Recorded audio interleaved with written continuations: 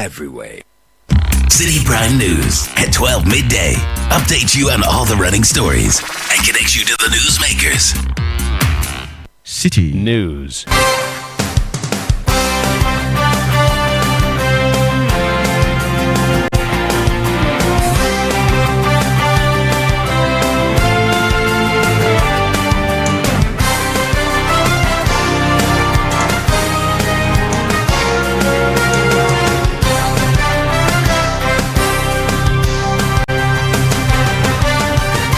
Hello, good afternoon and welcome to the Citi Prime News. The news is live from our studio at Adabraka in Accra. I am Zoe Abubedu Ado. Coming up, devastating rainstorm destroys over 60 homes and schools in Amache Barre in the Ashanti region.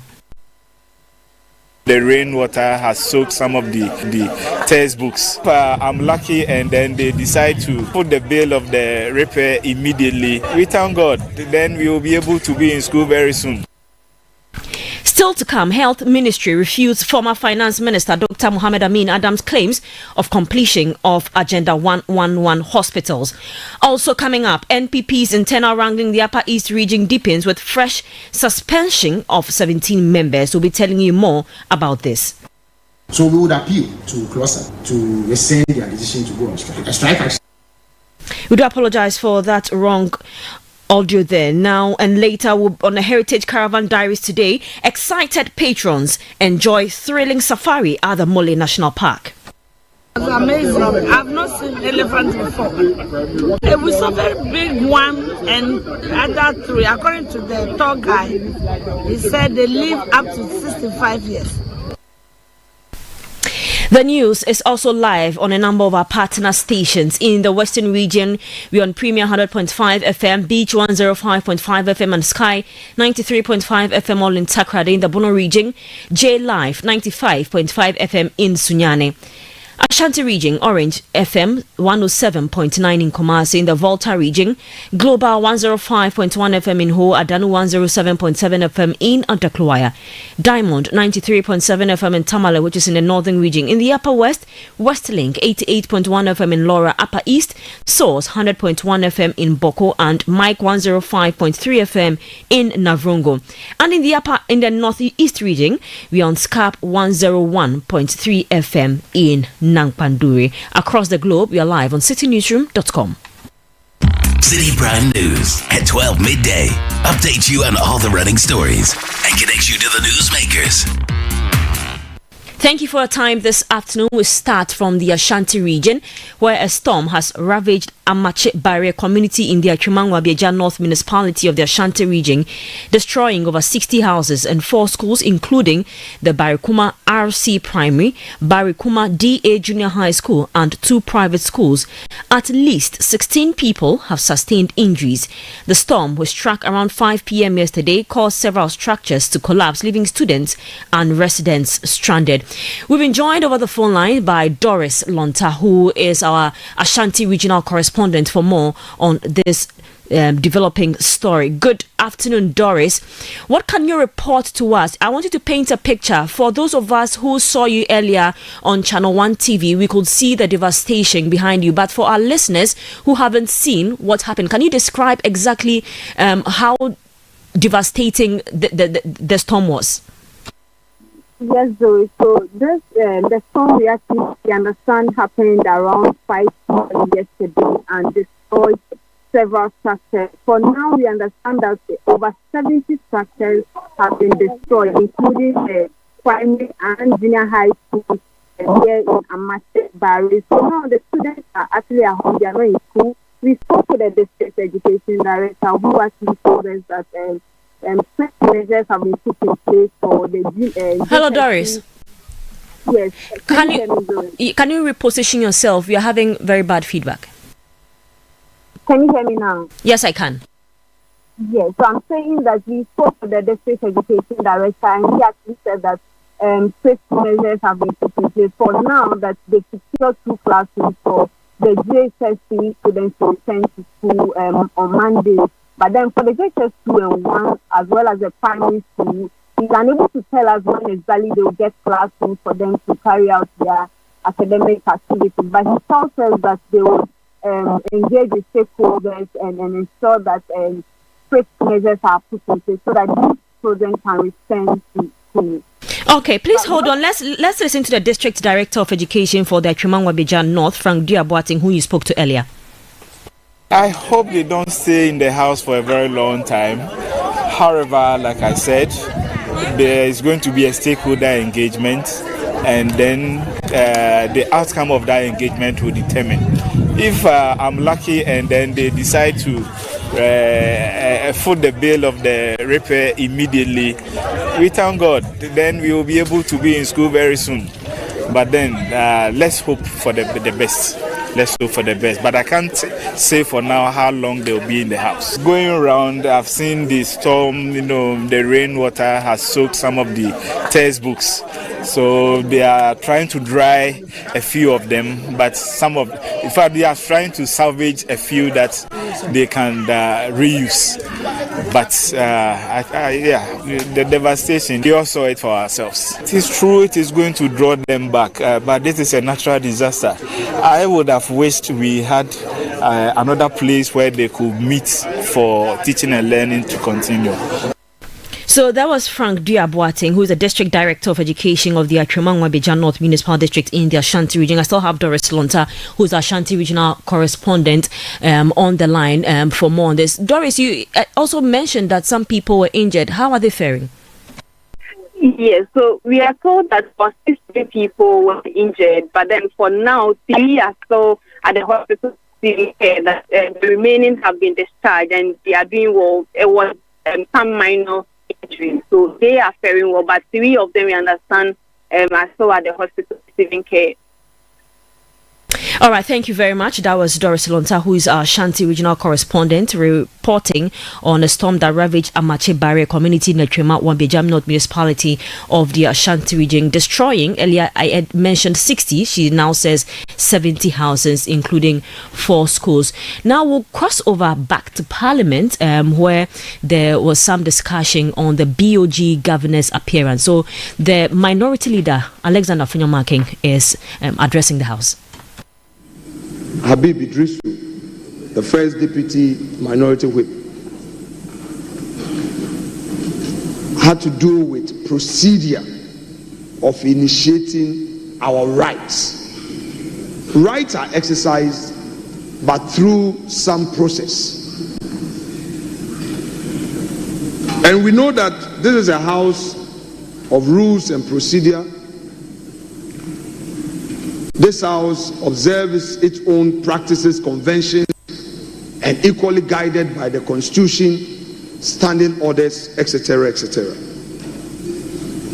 It is our case that for the governor of the central bank to come, the matter should first be raised on the floor, either through a question, a statement, or some other means in accordance with our rules.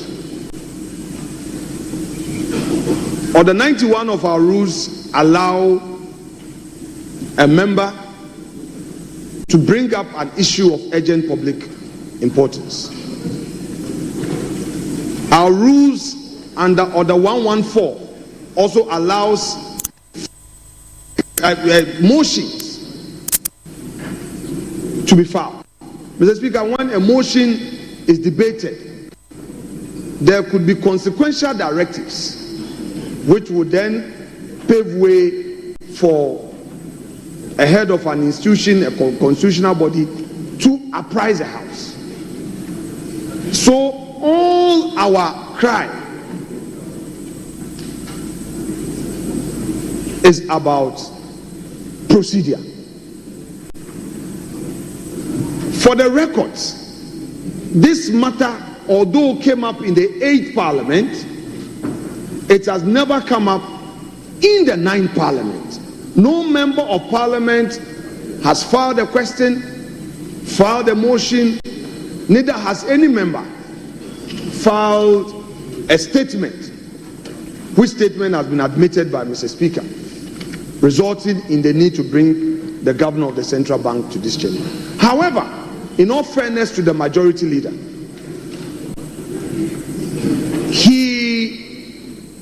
raised the matter at the business committee meeting where he chairs. And eventually, in the business committee report, he presented last Friday, he did indicate that the central bank governor is being programmed to apprise the House today, and same has been advertised. Our side is of the view that in spite of that process initiated by the majority leader, the right procedure to trigger our jurisdiction as a House would be for the matter to be properly raised. Mr. Speaker, this is all our prayer. It is therefore in your hands to take a decision so that the House can make progress. I thank you. Thank you very much. I will give the floor to Honorable Majority Leader. Mr. Speaker, the practice of this House regarding asking questions is no. Mr. Speaker, this House does not only ask questions in relation to matters that have come up during debate or during the sitting of the House. In this House, any member, by our standing orders, can ask a minister, the head of an independent constitutional body, or even a colleague member of parliament, any question.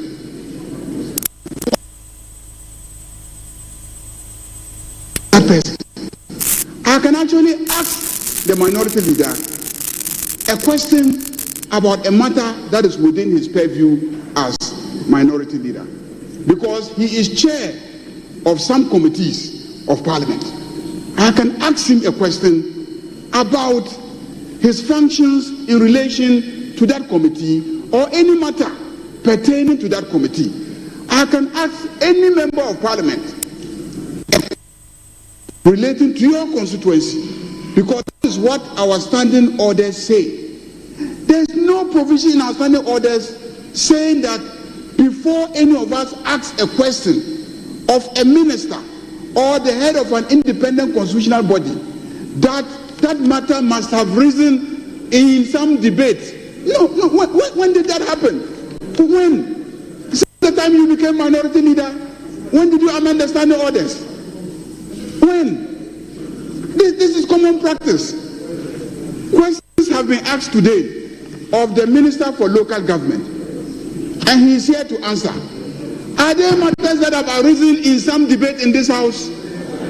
No. It's the same way. Whether the matter has arisen in this House or not, we can ask questions. And in this case, the matter arose, and it's common knowledge. And the rules say that if the matter is of public interest and within the bosom of the head of the independent constitutional body, and I gave the speaker notice. The speaker said, okay, go ahead. Then I went to business committee meeting. I drew the attention of business committee that because these questions are asked at the committee of the whole sittings, because for independent constitutional bodies, it should be at committee of the whole sittings.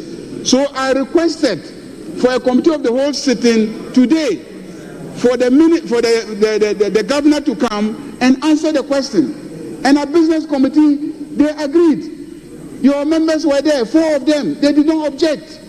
We came to this House to present the report of the business committee, and I repeated it. I indicated that at business committee, it was agreed unanimously that the governor will be scheduled to come today and come and answer a question specifically relating to the cost of the Bank of Ghana head office building. Nobody objected in this House. Nobody. The only matter that you objected to was the issue of the allocation of speaking numbers to both sides of the House. Everything else was adopted in this House. And the clerk then wrote to the governor, summoning the governor to come and then address us, answer the question, apprise us of the cost of the head office building of the Bank of Ghana. Mr. Speaker, I don't know what this hula baloo is all about. I don't know whether there is an attempt to run away from that answer. I don't know whether people are afraid of the information that the governor will be providing. Mr. Speaker, this is a matter that the public has an interest. Thousands of people demonstrated in this country. In fact, this house, about 136 members of parliament marched to the old head office building of the Bank of Ghana to present a petition in relation to this particular matter. I am surprised that when a governor becomes available to come and give answers relating to the cost, some people will seeking to run away from it. Mr. Speaker, what is all this? Let's just sit and listen to the governor. Let him tell us the cost. It's a public asset. They use public money to procure it. And we represent the public here. And we want to know how much it costs. How is that an issue? Even if there is, let's say that some anomaly in the procedure, please, in the interest of the public, let us hear him. Oh, it's okay. All right, it's okay. Mr. Speaker, can we invite the governor to come and give us the cost of the building?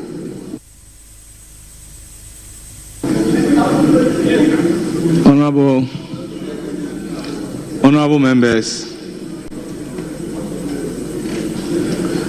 it has been said that this House is not against accountability. We are all in support of our institution being accountable to Ghanaians through their representatives. As such, we are really not against the governor of the Bank of Ghana coming to brief the House on the cost of construction of the headquarters of Bank of Ghana at Reach, Accra.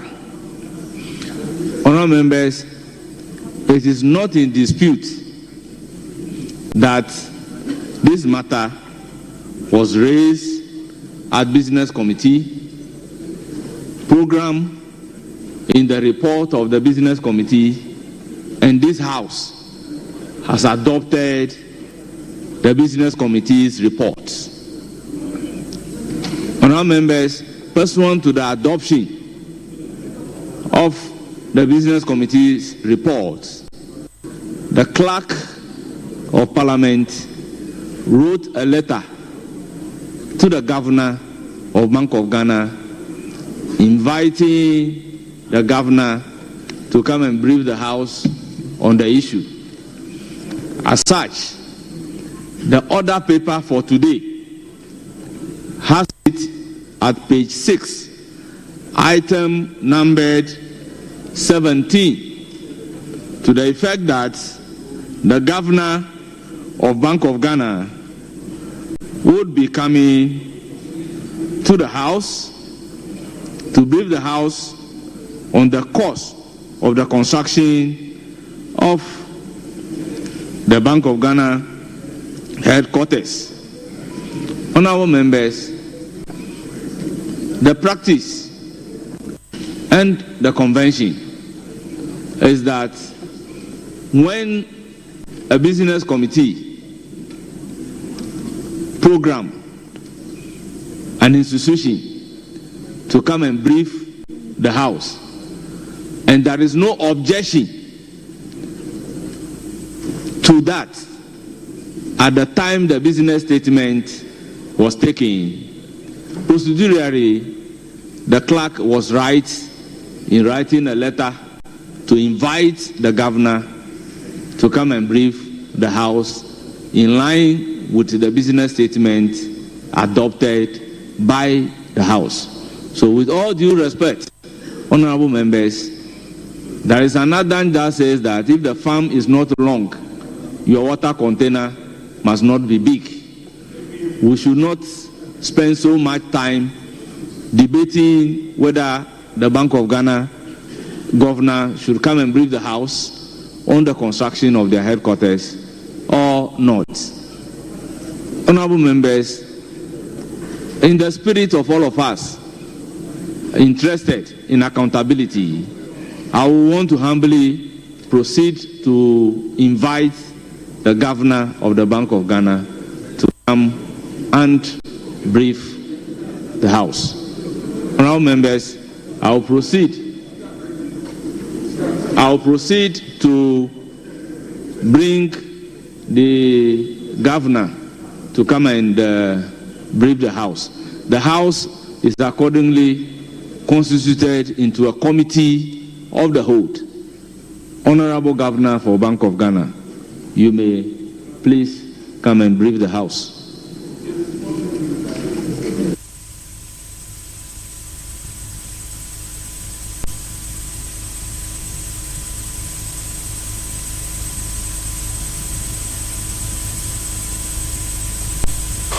City 97.3. Accra. The city is alive on 97.3.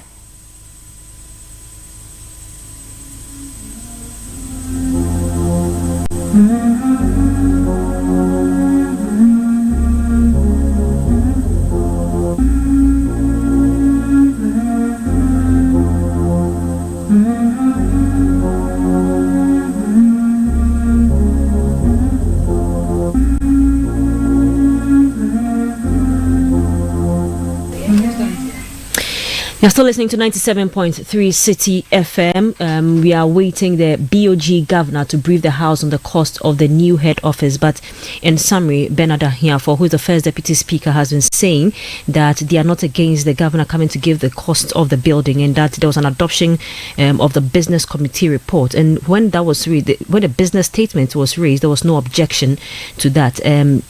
As such, the clerk invited him to brief the House. Now, on the order paper for today, it has it that the boss of the central bank will be briefing Parliament on the cost of the new BOG building or office, which is at Ridge here in Accra. So, he has invited the BOG governor to give a report on what the cost is. So, we are waiting. The BOG governor, he has taken his seat. For those watching on Channel 1 TV, you can see the BOG governor with his deputy seated. The clerk of parliament is seated. And then we also have Bernard Ahiafo, who's the first deputy speaker, who is also seated there. And he's currently addressing parliament. So we'll cross over to hear what they have to say.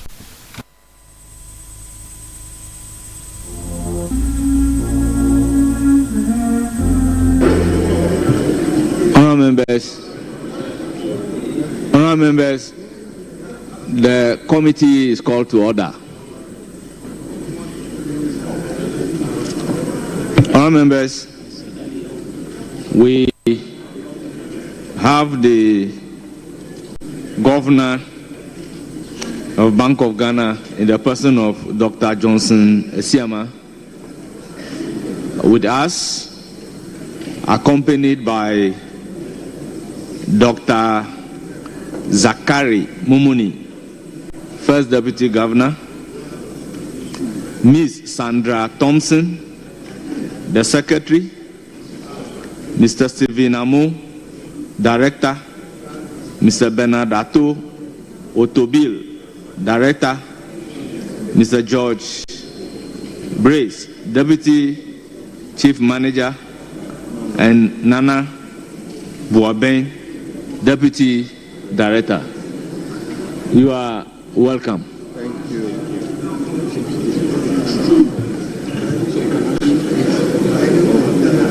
So we can start. Wait. Have you finished? Yes. So, honourable members, they are here to give us a briefing on the cost of construction of the Bank of Ghana headquarters located at Ridge, Accra. So, Honourable Governor, you have the floor.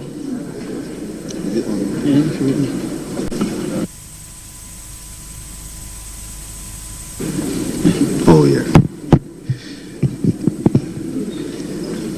Mr. Speaker, Let me start by thanking you for the invitation to brief this Honorable House on the construction of the new Bank of Ghana building. With me today, Mr. Speaker, is my first Deputy Governor, Dr. Zachariah Mumuni, who is seated on my left. I also have two of the members of the project team, the gentlemen who worked on the project, two of them seated just after Dr. Zachariah, and they will help us in answering your questions. Mr. Speaker, we have also brought a number of reports that we believe will shed light on the issues such as cost, rationale, and payments, etc. And we are happy to answer questions that you have on those reports. Mr. Speaker, we do recognize the significant public interest in the development of the new corporate headquarters. While this project was initiated before our tenure, we are fully aware of our responsibility to manage resources efficiently and to operate with transparency. Mr. Speaker, the reconstituted Bank of Ghana board will be sworn in next week, and the board will begin reviewing some of these legacy issues. Indeed, Mr. Speaker, we have scheduled for board agenda a detailed briefing on the new Bank of Ghana building by the project team members, and we intend to seek authorization from the board to engage AESL for a value for money audit into the new building. We believe this will bring clarity to the matter, and we believe this will bring closure to the issue of our new Bank of Ghana building. Mr. Speaker, as I said, the documents we have provided and submitted to leadership contains most of the issues you have requested, and we urge you to go through it and ask your questions to my team.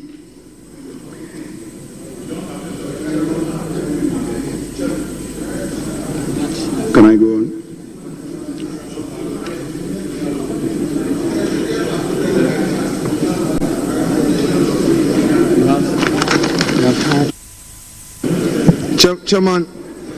Chairman, with respect, the governor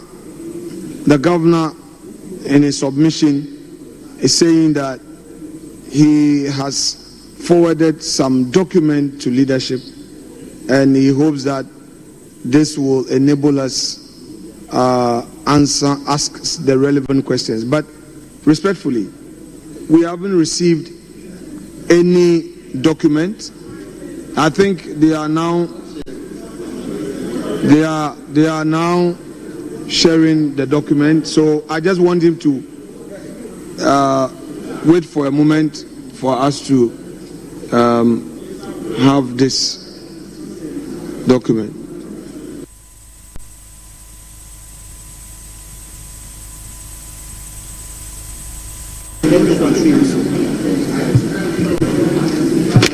Thank you, Honorable Minority Leader.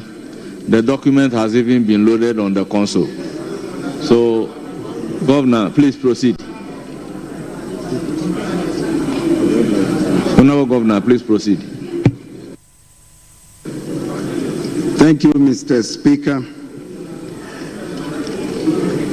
Mr. Speaker, the discussions around a new headquarters for the Bank of Ghana date back to 2011, when the board at the time considered acquiring land for the project.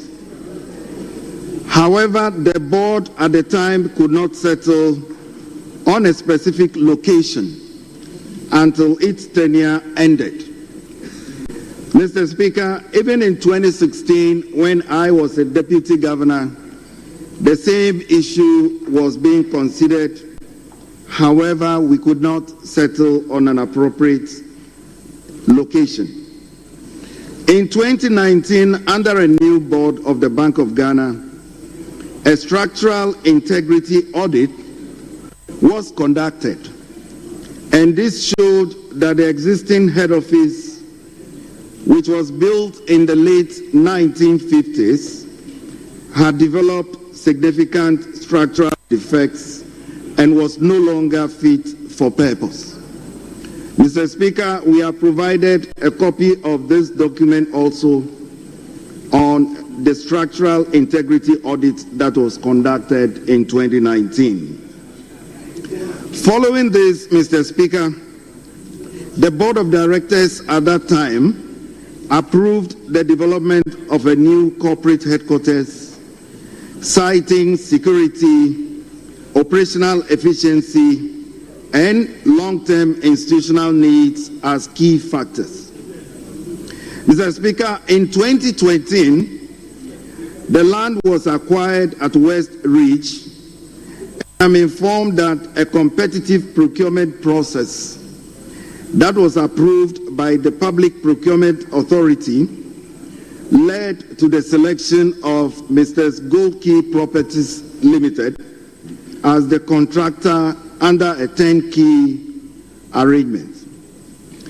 Mr. Speaker, the project was initially valued by the PPA at $81.8 million, but later increased to $121.1 million after the Bank of Ghana requested for re-evaluation. This was revised again to $222.8 million, and I'm just rounding off, Mr. Speaker, after the redesign and inclusion of building management systems. Mr. Speaker, there were also statutory requirements, security needs, and sustainability considerations. As a result, the total project cost increased to $261.8 million. Mr. Speaker, as of February this year, a total of $230 million approximately has been paid towards the project, with an outstanding balance of $31.8 million to be paid to the contractor. Mr. Speaker, a total of $48.3 million has been paid in taxes and levies that were related to the construction.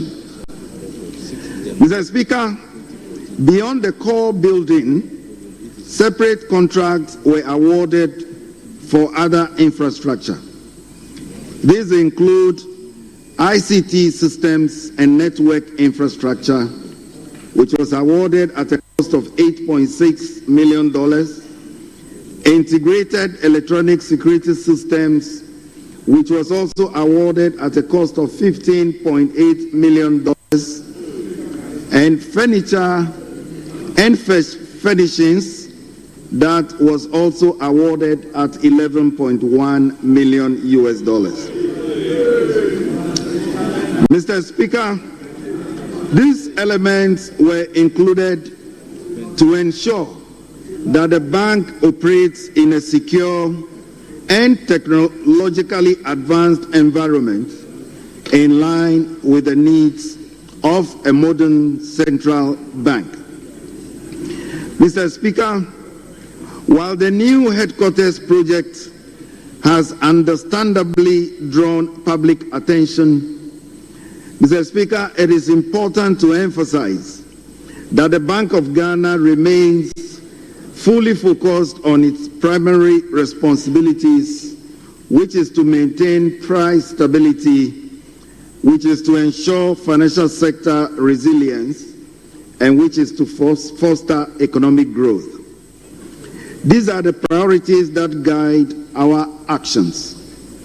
As an independent central bank, we recognize, Mr. Speaker, that public trust is fundamental to our operations, and that trust is built on transparency, sound decision-making, and a demonstrated commitment to prudent financial management. Mr. Speaker, we want to assure this Honorable House that the new board will exercise its oversight responsibilities efficiently, and the new board will ensure value for money in all our undertakings. Mr. Speaker, once again, I thank you for the invitation. Thank you. Thank you very much, Honorable Governor, for Bank of Ghana and your team. Honorable members, I intend to open the floor for some questions, clarifications. Honorable Ampim Nyako, you have the floor. Thank you, Mr. Speaker. Mr. Speaker, we have heard the governor, and we are happy that he's been able to provide this information. I just want to find out why the contract was awarded in dollars and not in cedis. And then secondly, you said you acquired the land. Is the cost of the land part of the cost of construction that you've given us, or is that separate? And if it is separate, have you paid fully for the cost of the land? Thank you.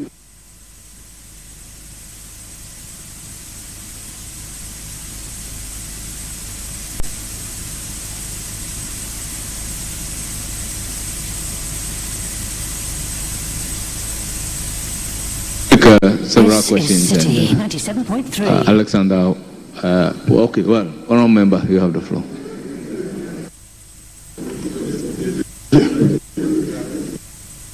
Yes.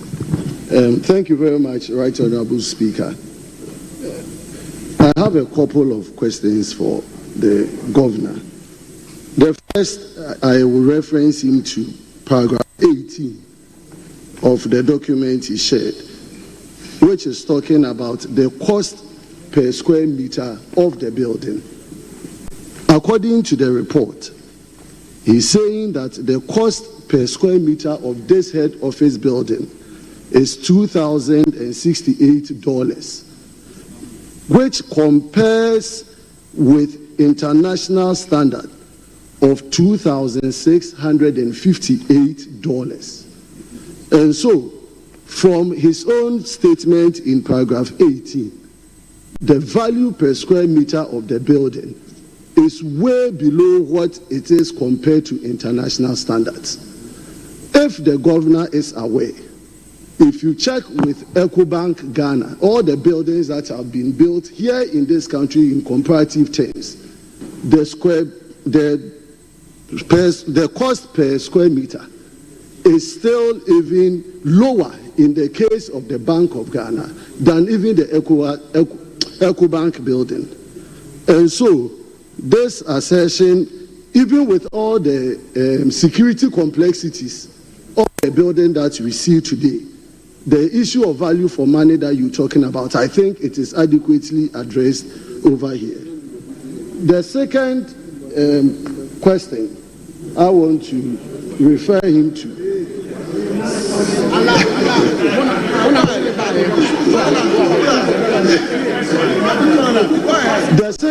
The second question I'm giving to you is that in terms of the approvals, the procurement approvals, is the governor telling this house that all the Bank of Ghana, did Bank of Ghana sidestep any approval process for this particular transaction? Because I know.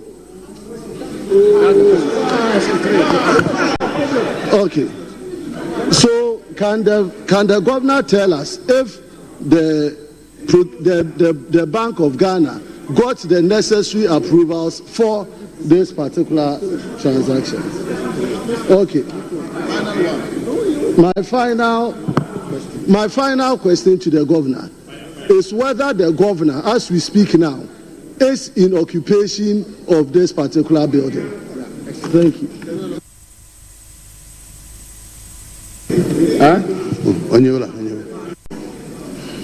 Honorable Hotoja. It's not coming. My decision is no way. Okay. Thank you, Mr. Speaker. Mr. Speaker, can the Bank of Ghana governor brief this House as to what the cost or what actually accounted for the repeated increase in the contract sum?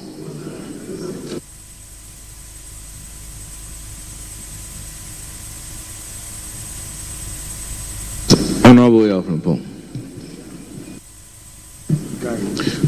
Thank you, Mr. Speaker. Mine is just one question that I want to find out. In his introduction, the governor did mention value for money audit. I just want to find out if that exercise was really carried out. The value for money audit, if it was carried out. It was finally carried out before the construction. Yes, the Bank of Ghana. Thank you.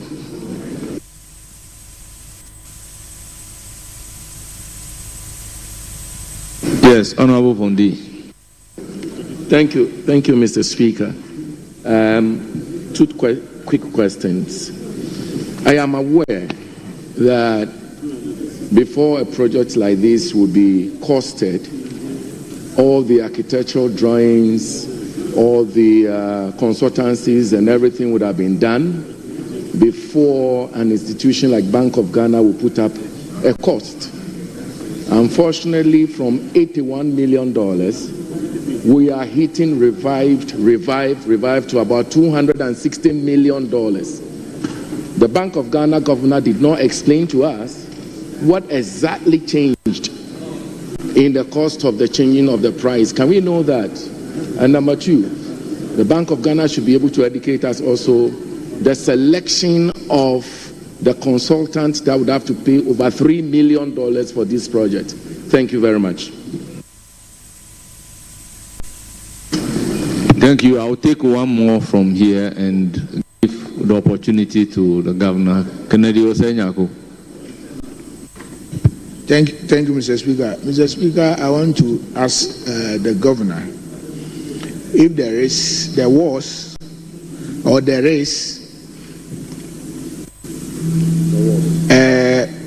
a value for money audit report. If there is not, will he consider engaging Crown agent to conduct a value for money report and furnish the House so that we'll be able to know the exact cost or what accounted for the cost of the project? Thank you.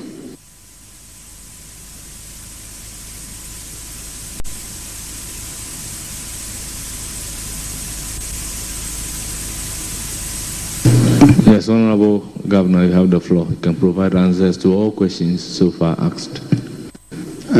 Thank you very much, Mr. Speaker. I would defer to my colleagues, the members of the project team, to provide initial answers, and then I'll come in. But I'll just touch on the one question before I defer to them. This was a question on occupation of the building. Yes, my predecessor moved into his office before he left office. Why? Because this was allowed under the contract. Remember, the project is about 98% complete. It's almost done. And so my predecessor moved in, and therefore when I took over, I had no choice but also move into it whilst we continue all the other processes. Mr. Speaker, permit me to now defer to my colleagues and then we will take the questions one by one. Thank you, Mr. Speaker.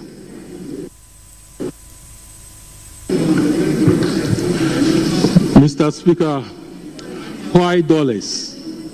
The contract was a turnkey project, and then we wanted to lock in the value in terms of payment and evaluation, and also to prevent change of contract values if it was CDs.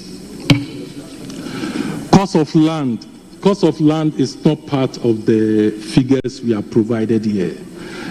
It was compulsorily acquired by Ghana government and then given to Bank of Ghana.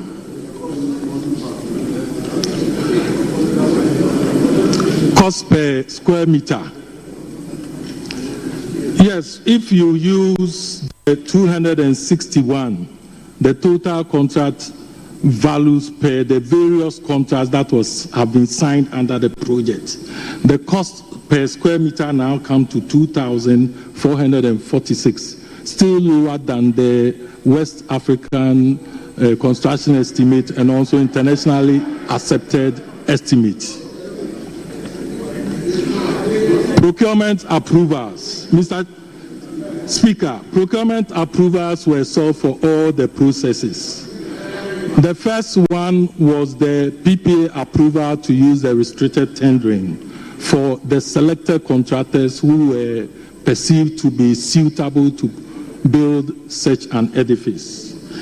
The PPA gave an estimate at that time when they gave the approval of $81.8 million.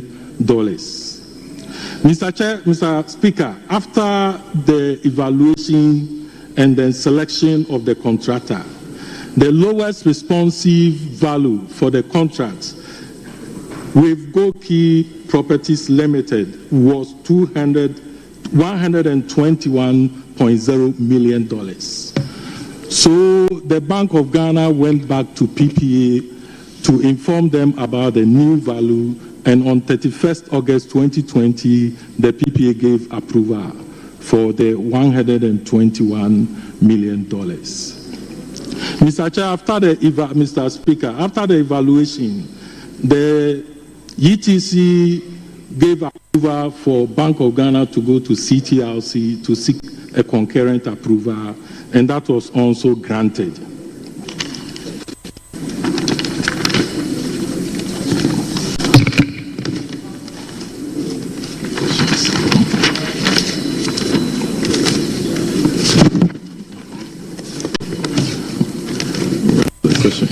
Yeah.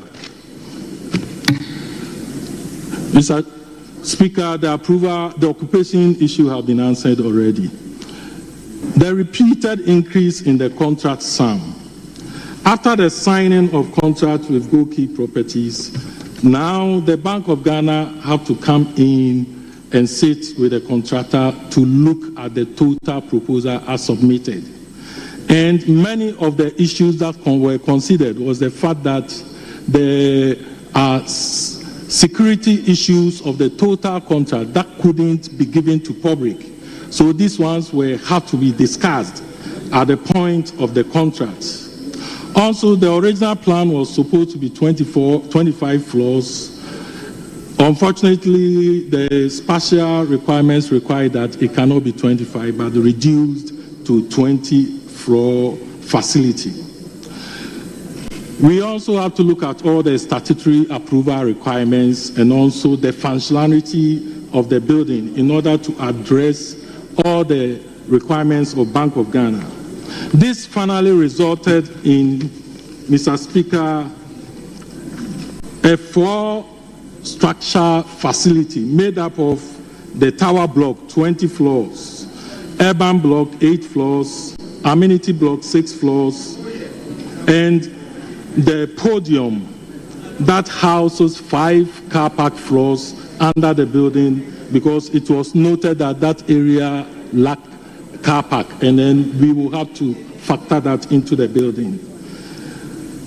And a modern energy farm system was also introduced into the facility in order to address power needs, since such a building will require continuous power supply without any issue of light off.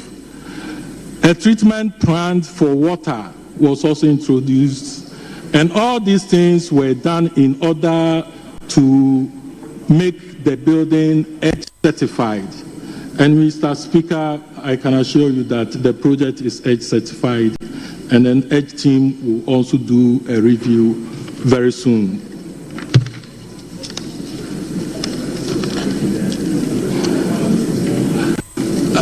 Mr. Speaker, value for money, we relied on the various approvals to confirm the value for the contract.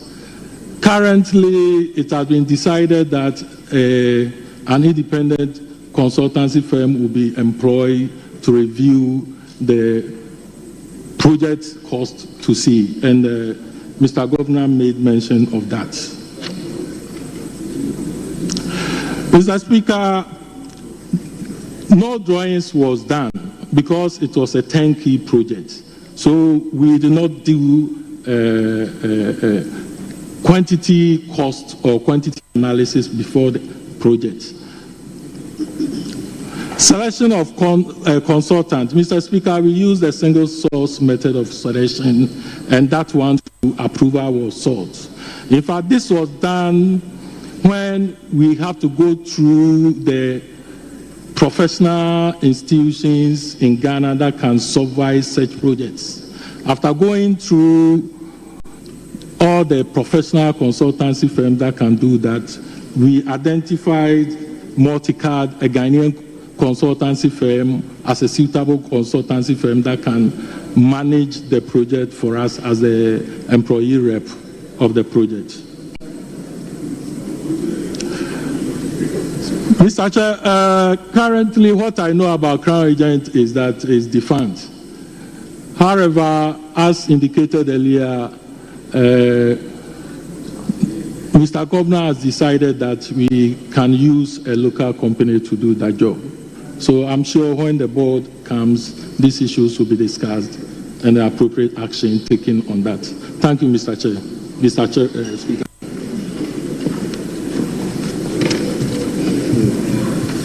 Thank you. We'll then open the second round of questions. I give the floor to Minority Chief Whip, Honorable Anodon Pray. Chairman, let me thank you for the opportunity. Chairman, I've taken time to listen to the presentation, and the governor's and his team, I think one of his team members responded to a question on value for money. And amongst other things, he says they came to certain conclusion based on the procedure that was adopted. And then he also says the AESL will be contracted to do some work. I don't know if I'm correct. Then you went ahead also to say an independent body will again be contracted. I'm struggling to get some meaning. Why will, the first place, is it not too late in the day that AESL will be engaged? And why would you still want to engage an independent body on same subject matter? Am I right to come to a conclusion that after all, there are no fishy deals in this project, and Ghana did not lose out on it? And once and for all, based on your presentation and the facts you put out, we should be putting away or let the controversy rest once and for all. Will I be right to come to this conclusion?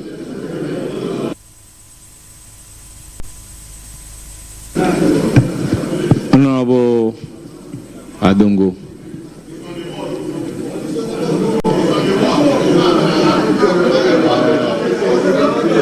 Thank you very much, Mr. Chairman.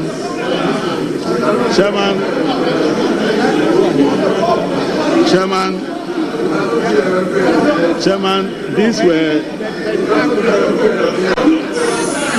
these were decisions that were taken by the previous board. I was not on that board. But even if I'm on the board, are you taking decisions here? You are not taking any decisions. So if you are taking decisions, I will abstain. Mr. Chairman,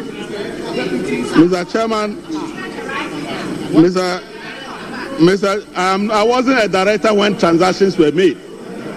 I'm speaking in that capacity. Mr. Chairman, paragraph 7. Honorable Adongo, just hold it. I recognize the minority leader.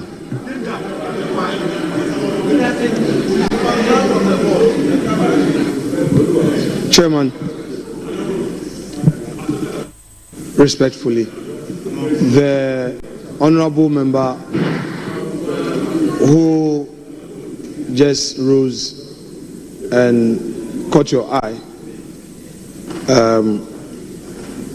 has just been appointed as a director of the bank. He's gone through the process, nomination through Council of State, and finally he has become a director. Although he's yet to be sworn in, I humbly hold a view that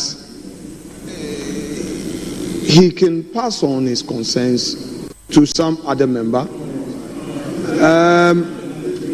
to ask, because, Mr. Speaker, the governor said that the same board is going to pursue the matter.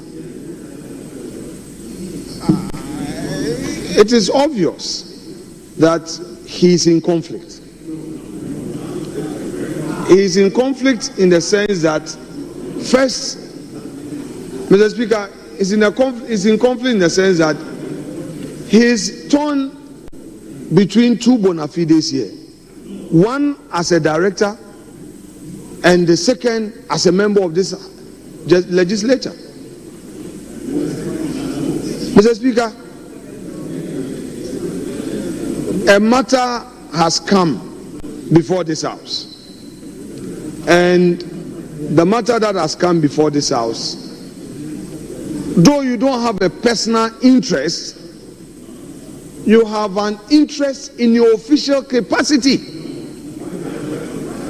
That is, as part of your functions, the governor has indicated that you are going to undertake certain activities. I do not think that it would be appropriate in the circumstances to now proceed to be asking questions on the very matter that you are going to peruse in your capacity as a director of the bank. Mr. Speaker, I've just made my submission. It's for you to rule upon it. Honourable members, guided by the decision of the Supreme Court in the case of Justice Abdullah versus Attorney General Adongo, you have the floor. Ask your question. Thank you very much, thank you very much, Chairman. Chairman, thank you very much for the protection. In 2020, I was not a board member, and these transactions were done from 2020. Even now, I only disclose my interest and not take a decision. Please proceed to ask. That's all I do. Proceed. Anyway, Mr. Chairman, the board under paragraph 7 indicated that the original estimated contract sum, or the engineer's estimate, put the contract at $100 million. In their own wisdom, they revised this to 81 million before the tender. Then a tender is received which is 50% above the estimated figure given to us by our engineers. Our engineers, having compiled all the bill of quantities, think that it will cost us 80 million to build this facility. We are now looking for a contractor, and the contractor comes to tell us that he will construct it at a figure 50% above what our engineers are saying. And we went ahead and approved it. It didn't end there. Now we are dealing with 261, and this was being done at the time of COVID-19. Ghanaians were being asked to pay COVID levy.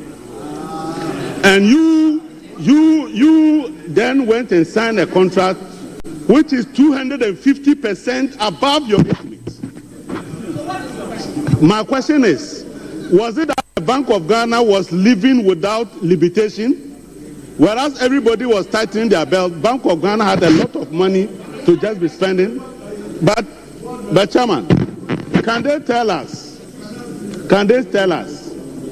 the second lowest or the lowest bidder per the evaluation report? There were other bidders. What were they saying? Were they also quoting 121 billion?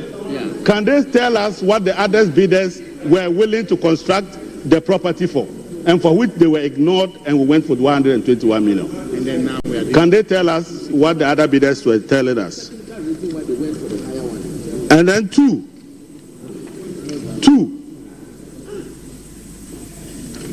as we speak today, it's been 5 years. We still don't have a value for money audit. We don't have a value for money. If they have it, they should submit it. We are now going to determine value for money for a project whose cost has been increased almost every now and then. So why is it that we didn't have value for money when it became clear to us? When it became clear to us that the original figure was being exceeded, we didn't do value for money. We kept doing that until now. Why was there no value for money up to this point? Then, Mr. Chairman, I want to find out.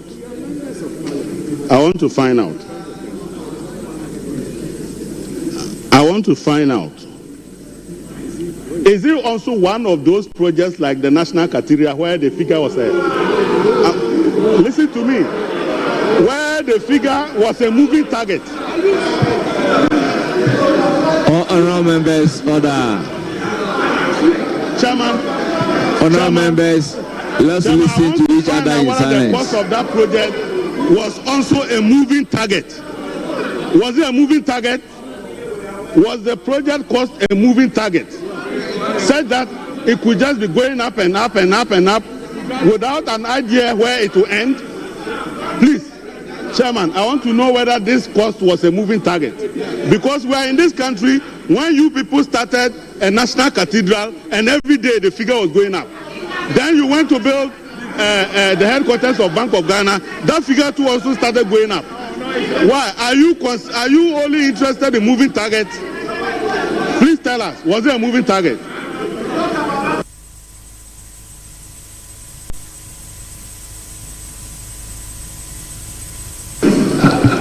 Honourable members, Honourable Adongo, you shouldn't have added the issue of cathedral. Okay. Chairman, I agree with you. I'm not adding national, but I want to know. Let that be. I want to know whether this project, the cost of this project was a moving target and never ended. Yes. I want to know that. Honourable Brana Champon, you have the floor. Thank you, Mr. Speaker. Mr. Speaker, the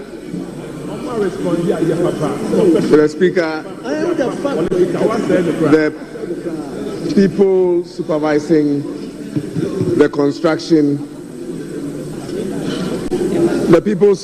the construction of the Bank of Ghana building are not the people on this side. The people on this side are the ones supervising the construction of the Bank of Ghana building. The Speaker, the 107,000 square meters, we are told, cost $222 million. And it came to, per square meter, about 2,068. They also quoted a tax element of $42 million. My question is the 222 million inclusive of the tax of $42 2 million. If it is, then the actual construction cost will be $1,600 per square meter, which will be far lower than the recommended construction cost for such buildings in Africa. That is, if the 222 million is inclusive, the tax of 42 million is inclusive, then the cost will be far cheaper. But Mr. Speaker, when we talk about building a Bank of Ghana structure, where a central bank structure for that matter, we are not talking about building a Ministry of Agriculture head office or an NHIS head office. We are talking about the Central Bank of Ghana. Mr. Speaker, I can assure you that the cost of construction, we can relate it to the African continent, the world market price of per square meter. But the security architecture, the implications of it alone can also be more expensive than the building itself. If we are building a serious central bank infrastructure, what goes into it for security can be more expensive than the brick and mortar. So my question is, Mr. Speaker,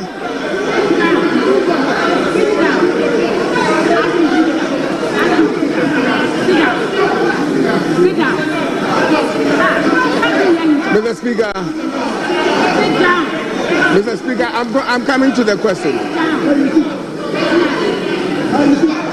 Honorable members, can we listen to each other in silence? Mr. Speaker, honorable members, with the exception of Honorable Brian Champon, all others resume your seat. The question is, that was the background to the question. Mr. Speaker, the question is, a request is being made, and this will be the first one in this country, an infrastructure for recycling and reuse of waste to liquid treatment in a building in Ghana, the first of its kind. We are recycling and reusing waste to liquid treatment plant in this country. The question is, Mr. Governor, as you have resumed, the question is, I have resumed this position as governor. If there is a need to upgrade the security infrastructure, as you already have, to be compliant with 2025-2026, albeit the cost of 220 million, will you admit new cost if you are being impressed upon or advised by national security to add on other infrastructure to the building? Will you admit the cost? Finally, one of your officers did mention that the cost of valuation, the cost and quantity valuation was not done. And his reason was that it is because it is a turnkey project. Mr. Speaker, I find it very strange, and I'll add the question. I find it very strange that somebody will walk into the Bank of Ghana boardroom, present to you a turnkey document, you don't review quantities, and then you award a contract. One of the most respected institutions is the bank. The people there are highly respected, and it will surprise me. And Mr. Governor, I don't believe that a document was presented to you, quantities were not evaluated, and the Bank of Ghana accepted the bid and awarded a contract. I want a verification of that and a validation of that statement. Thank you. Honorable Richard Achampong. Mr. Chairman, thank you very much. If I heard the officer right, he mentioned that finally the cost per square meter as we speak stands at 2,446. Is that correct? 2,446, which excludes the cost of the land. Yes. So if you tell us that it's lower than the market value, are you being fair to us? Because the land must have a cost. The land must have a cost. Even if it was given to you free of charge, there's a cost to it. So you can't exclude the cost of the land and tell me it's lower than the market value.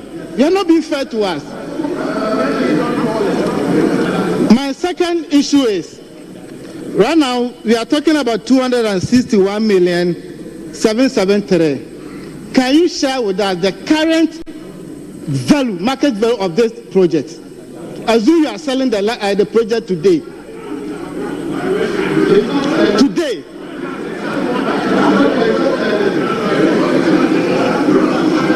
What is the current market value today if you are selling the project?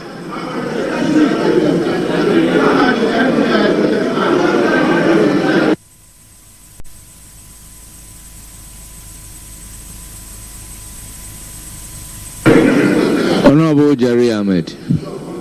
Thank you very much, Mr. Speaker. Mr. Speaker, paragraph 7. Mr. Speaker, paragraph 7, respectfully, with your permission, says that the PPA, by a letter dated 29 January 2020, conveyed the board's approval to the Bank of Ghana.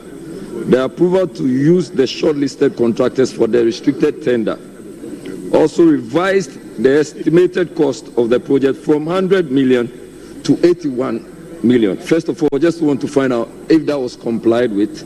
And then when you come to paragraph 10, it goes on to say that the PPA, in response to the bank's letter dated 31st August 2020 on the outcome of the tender process, reviewed the initial PPA approved estimated amount from USD 81 million to USD 121 million. Just want to find out what accounted for this change. If the first was complied with the 100 and something to 81 and then the subsequent one. Thank you very much. Thank you, Honorable James Agalga. Thank you, Chairman. Chairman, if you look at paragraph 5, the bank states that the land was compulsorily acquired by the state through an executive instrument. Now, they also go on to state that the said land was previously owned by the state insurance company. So my question is, did the state compulsorily acquire from itself? In any case, how much compensation was paid by the state after the compulsory acquisition? What was the value of the land? And how much did the state pay?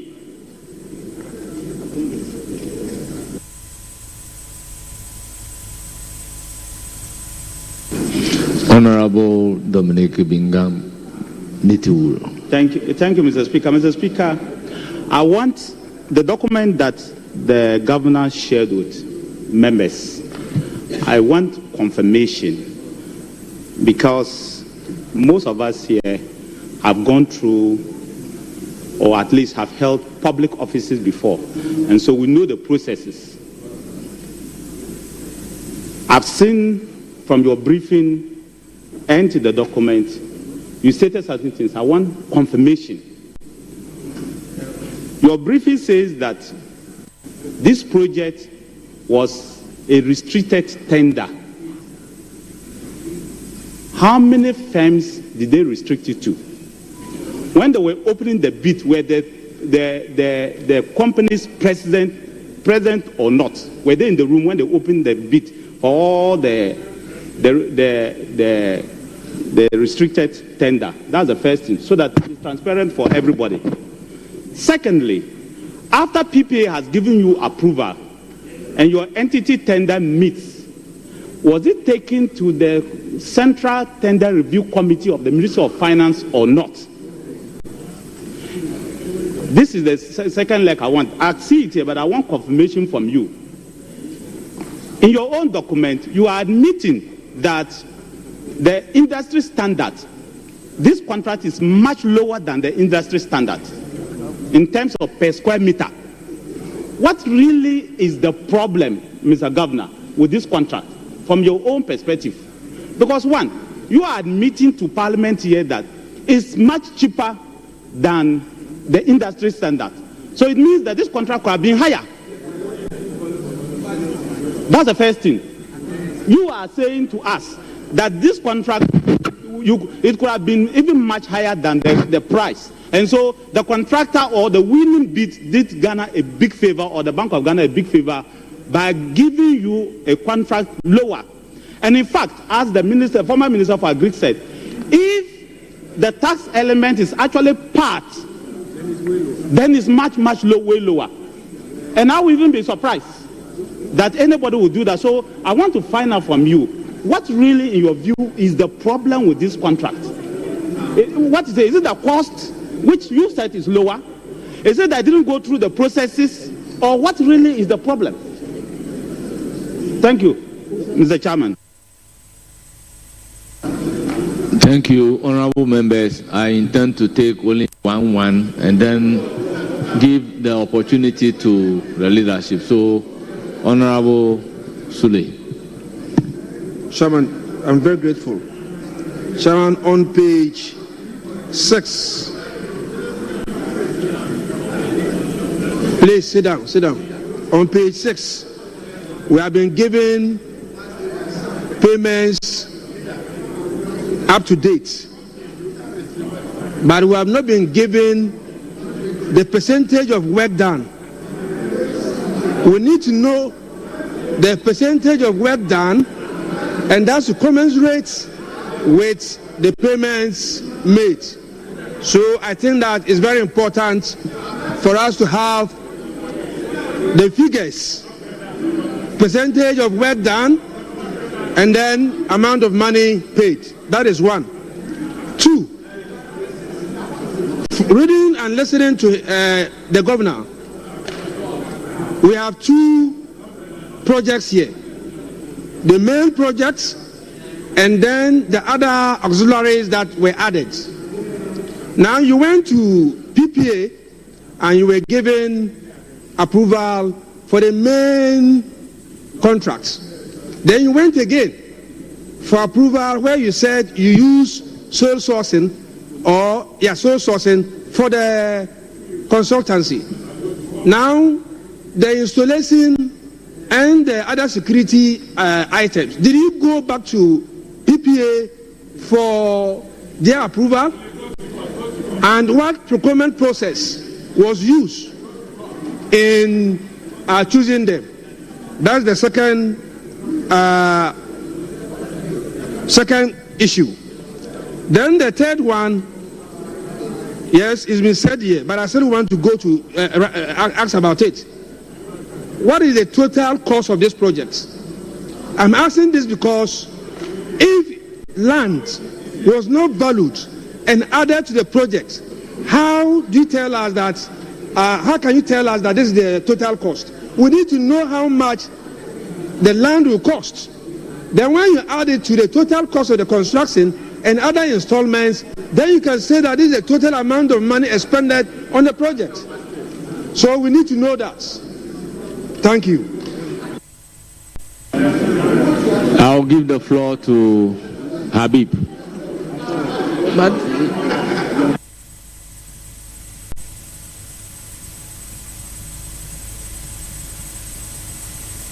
honorable leaders, when a leader is on his feet, so Honorable Abna Usayasari. Thank you very much, Mr. Speaker. Mr. Speaker, I would like to know, just as it's been stated here, that the cost of the project per square meter is way below that of the industries. So I want to know why they've been hauled to Parliament. Secondly, I also want to find out if this is the only big project Bank of Ghana has done in its lifetime. All the other projects that they have done, what is the process? I know they have done one in Takrade, they have done the hospital, they have done Tamale.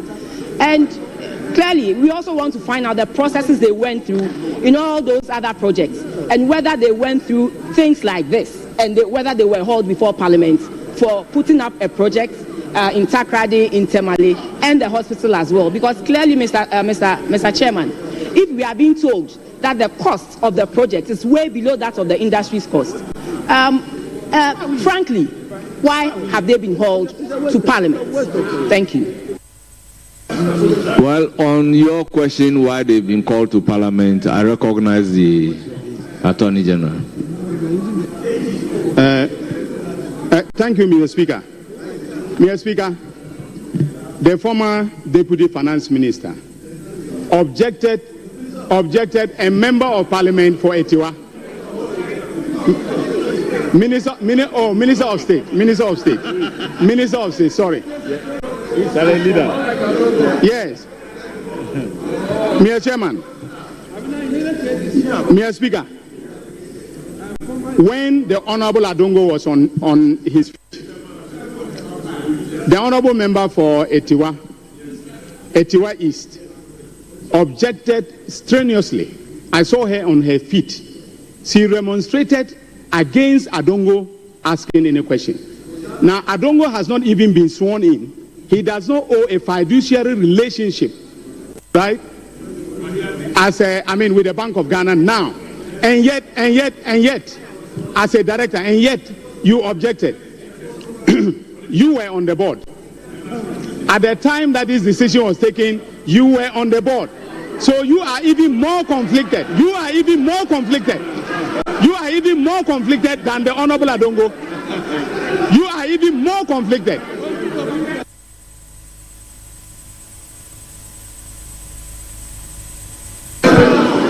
Mr. Speaker, I need to put this on record. I was sworn on the board in November 2024. That has to be on record. November 2024. That has to be on record because this is Honorable Majority Leader. Thank you very much, Mr. Speaker. Honorable Minority Leader. Honorable Minority Leader. Mr. Speaker, by that time, Honorable Minority Leader. Into that building. I was sworn in November 2024. Thank you. Leadership should wind up. Leadership should wind up.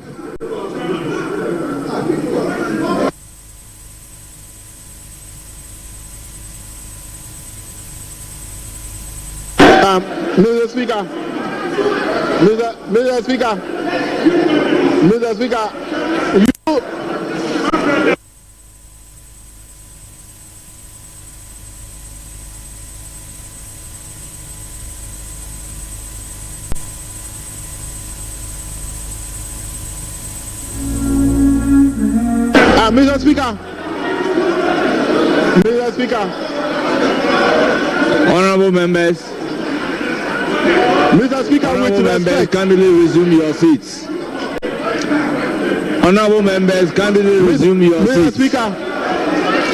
Mr. Speaker, Honorable Tampuli, Honorable Kojo, please resume your seats.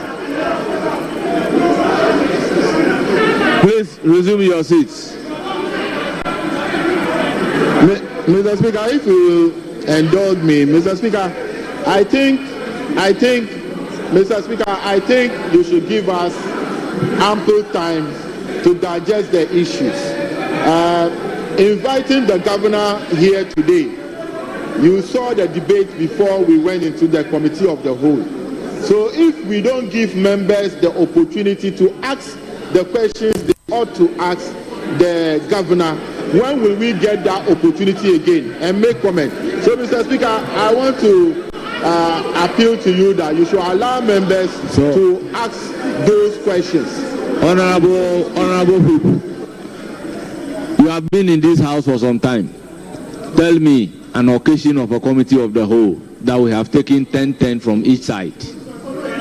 Mr. Speaker, I am not going to labor on this issue. You are the chairman, Mr. Speaker, and it lies on you to be able to create that opportunity for us so that members can ask these questions. The majority leader and the leader of the House forcefully made his point that it is necessary for the governor to be here so that any question we have with regards to the building, then we'll be able to ask. But now if we discharge him out of one question, he will leave and we still have questions hanging. It means that he hasn't come to say anything because we have not been able to get the opportunity to ask all our questions. So, Mr. Speaker, with respect, kindly give us the opportunity to ask the questions. Honorable Deputy Whip, you can't take away this discretion from me. We are one of the debate. So, Honorable Minority Leader, you have the floor.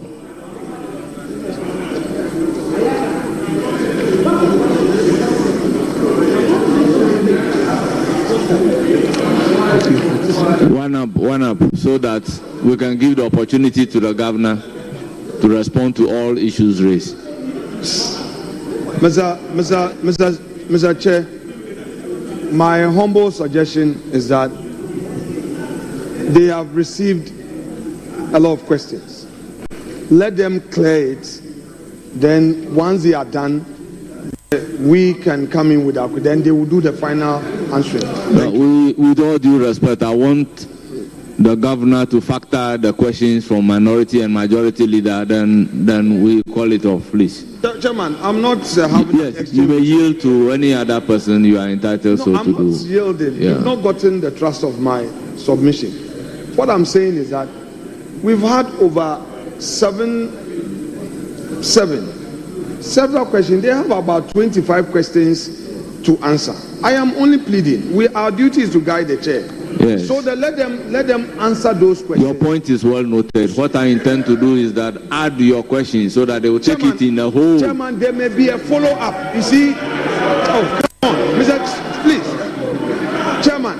We are asking the final set of questions. There may be follow-up emanating.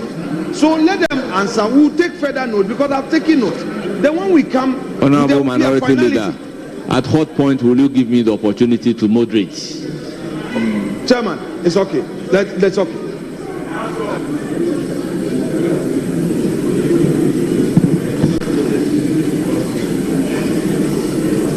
Chairman, the governor in his introductory remarks, in his intro, he indicated that they, as a bank, have a duty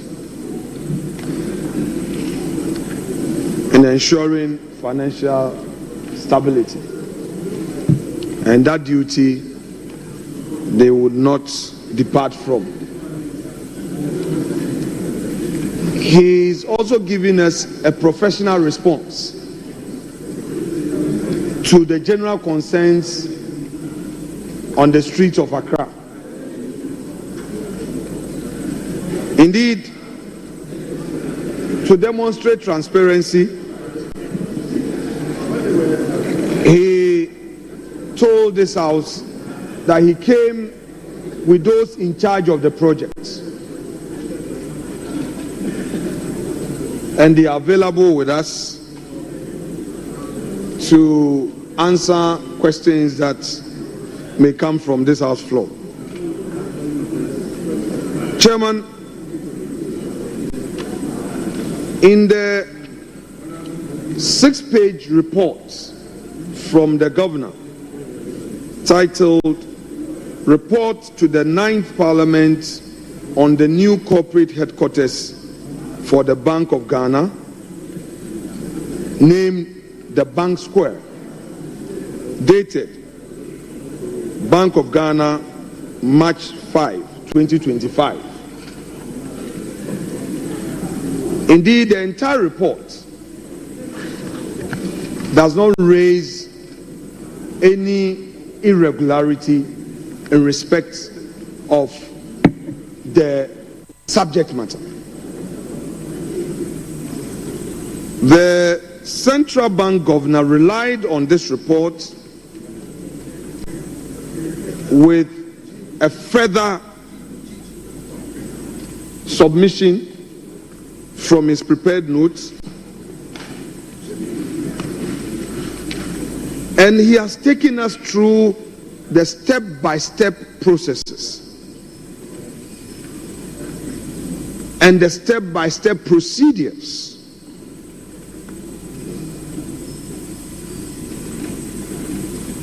that the bank followed. I think that's a mark of leadership. And on this side of the house, we convey to you our respect to you for that sincerity.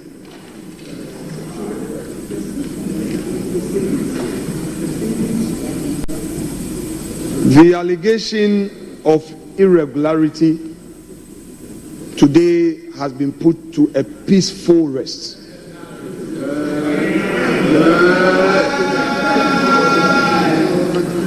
In your submissions,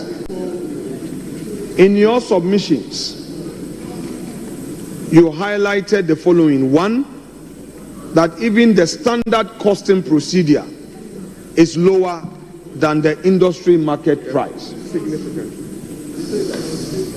As contained in your submissions, which submissions have become part of Hansard, and it's a matter of public records. Two, you have also shared with us as the people's representatives that the variations were occasioned by necessity. The necessity included one, security, which was not initially considered. Two, the need to have a system that would generate power, a recycling facility.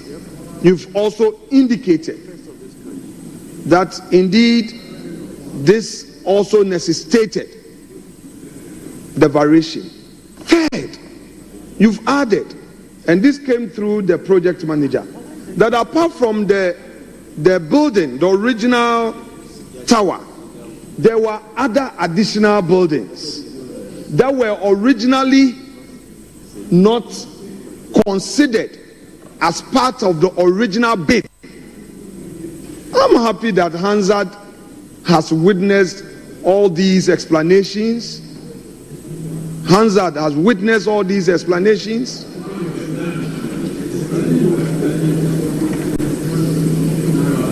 A moment ago, Mr. Chair, this room was filled.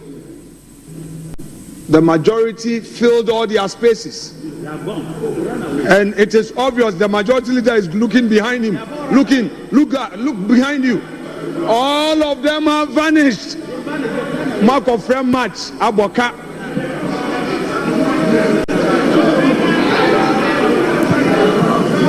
Mr. Chairman,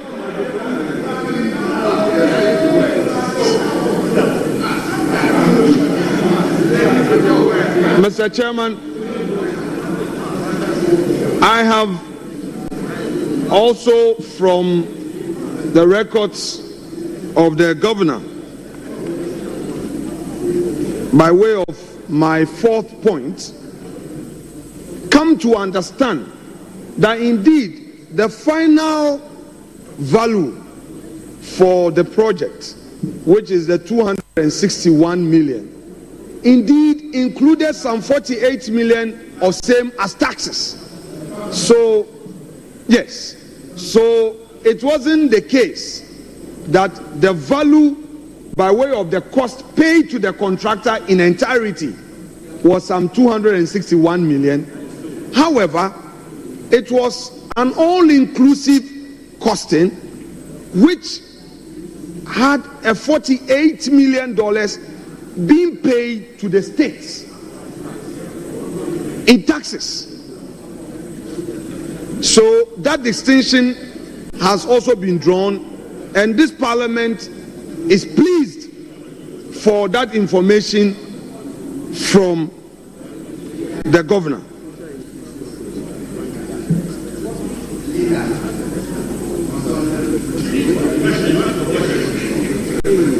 My fifth observation, that everything done according to the governor, not mine, according to the governor, everything done was regular. Everything done was within the law. He did. It's here. It's here. The governor, this is the report. I'll read it. Oh, it's okay. I'll read it. I will read it. Don't worry.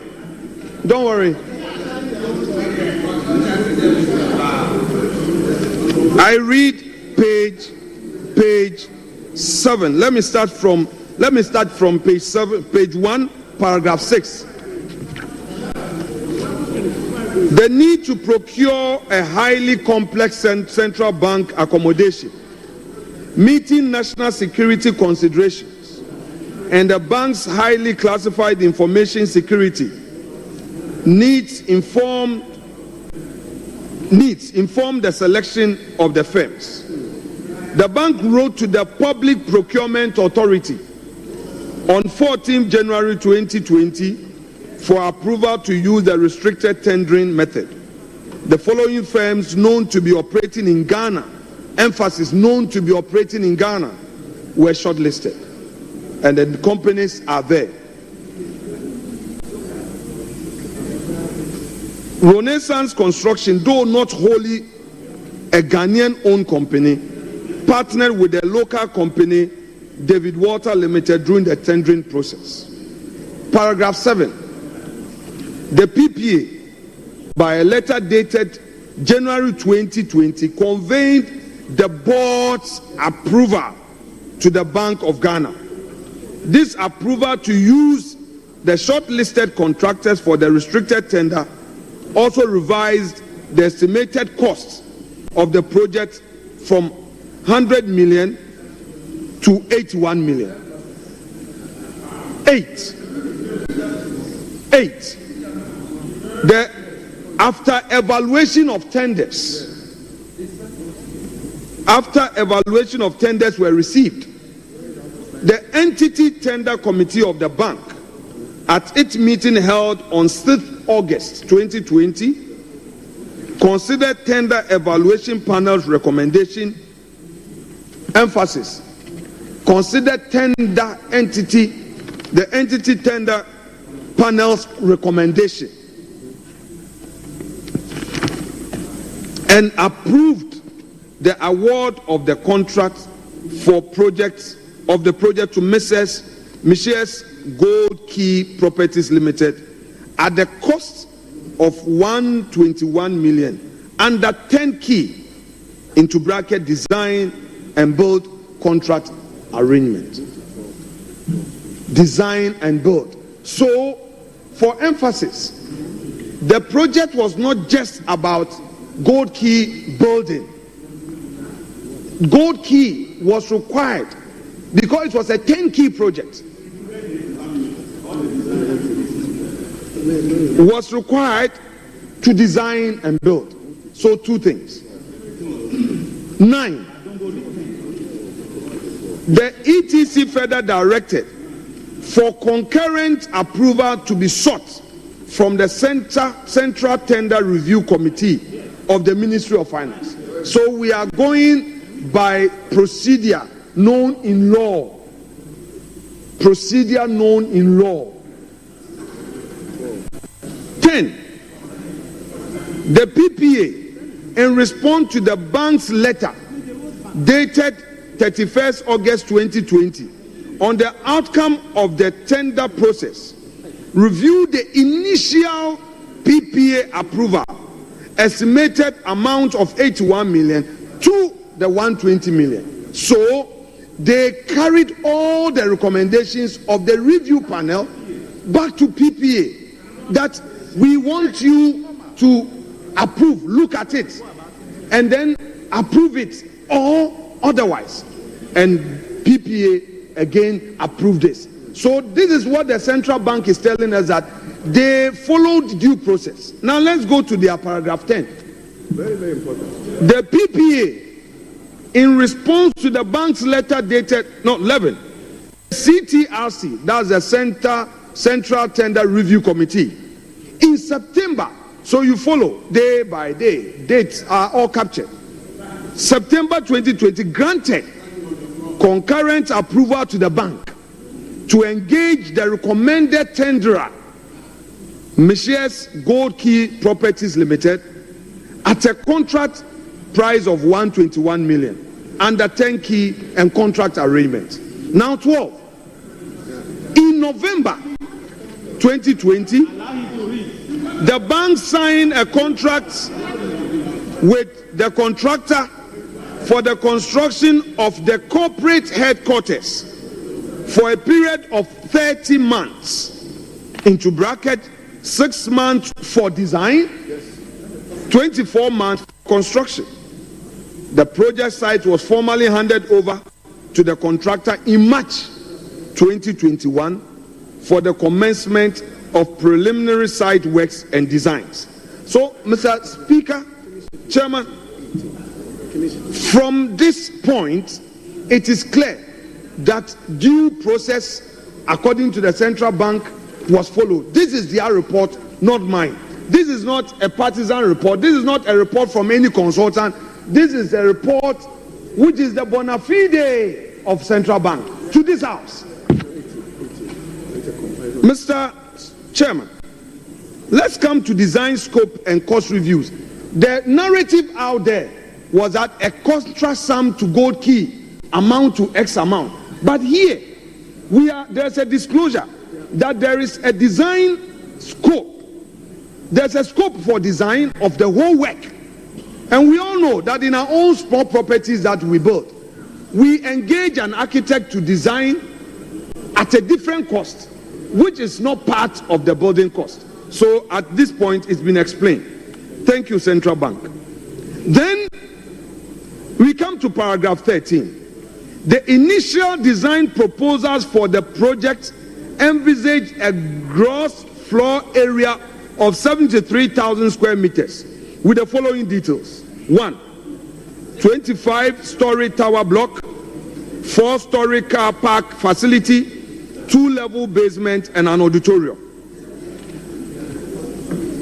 Then on 14, the central bank goes further that they need to reconfigure the special requirement to meet all relevant statutory requirements and functionality and address inadequacies in the employer's requirement resulted in the modification of the initial design concept and scope, and a scope change to the current gross floor area of 107,000 square meters. So, Mr. Speaker, I am emphasizing this because originally the central bank says that it was looking at 73,000 square meters. Now, in their own report, some people were asking what is the justification for the increase in the pricing. Now, the central bank has again told us that they increased the space to 107,000 square meters. And then under this, they are now telling us that the project currently consists 3 main blocks. Originally, it was just 1 block.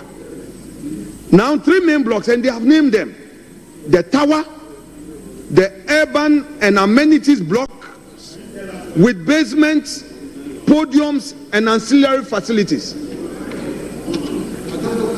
Now, the under 15 tower block, 20-story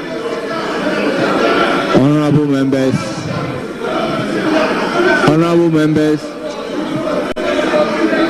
let there be order. Let's have some order. Honorable Adongo, please resume your seat.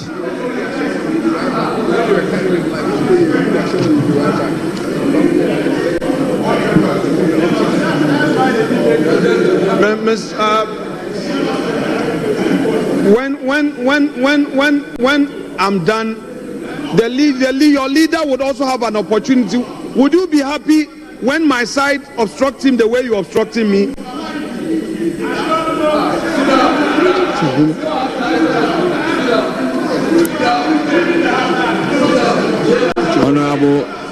Honorable Minority Leader, address the chair. Honorable Adongo, resume your seat. Thank you, Chairman. Thank you, Chairman. Mr. Chairman, the Bank of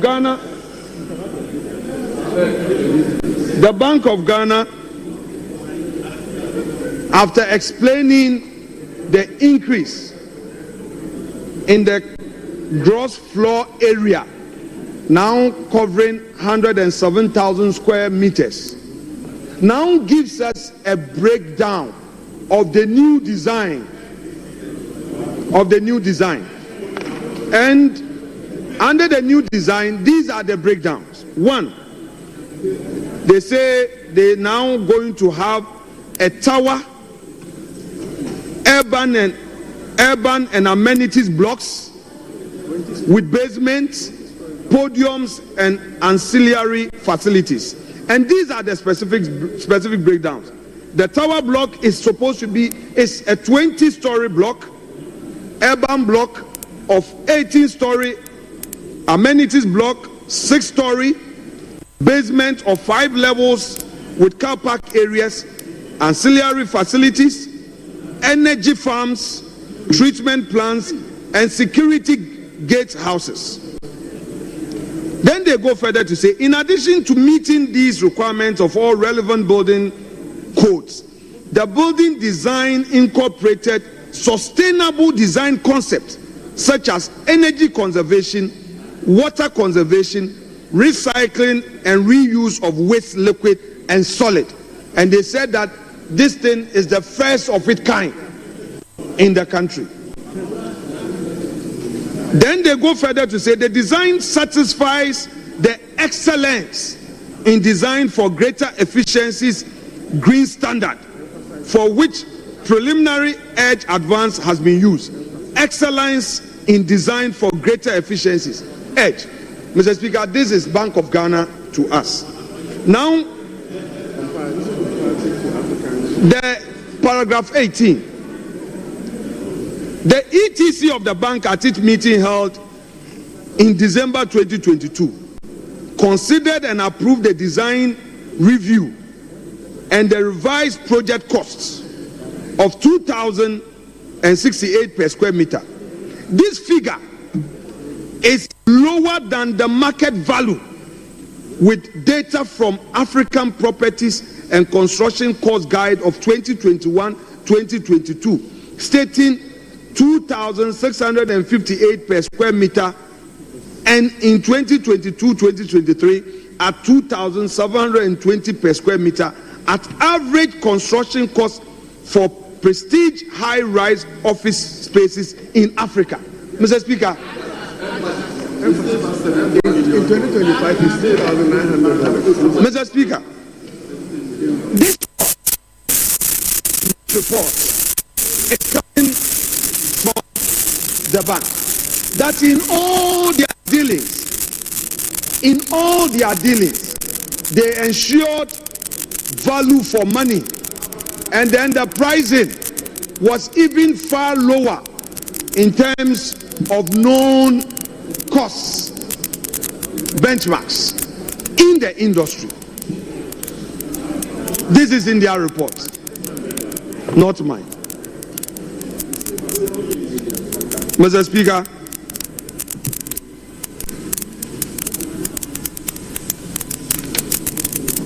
the central bank continues to say that the CTRC subsequently granted concurrent approval for the revised scope of works at the cost of 2,068 per square meter, which translates into 222 million as the construction cost. So, Mr. Speaker, from all indications in the report from Central Bank, and in fact, it is not as if the managers or the directors who were in charge of this project are the ones who are still there to trigger any curiosity.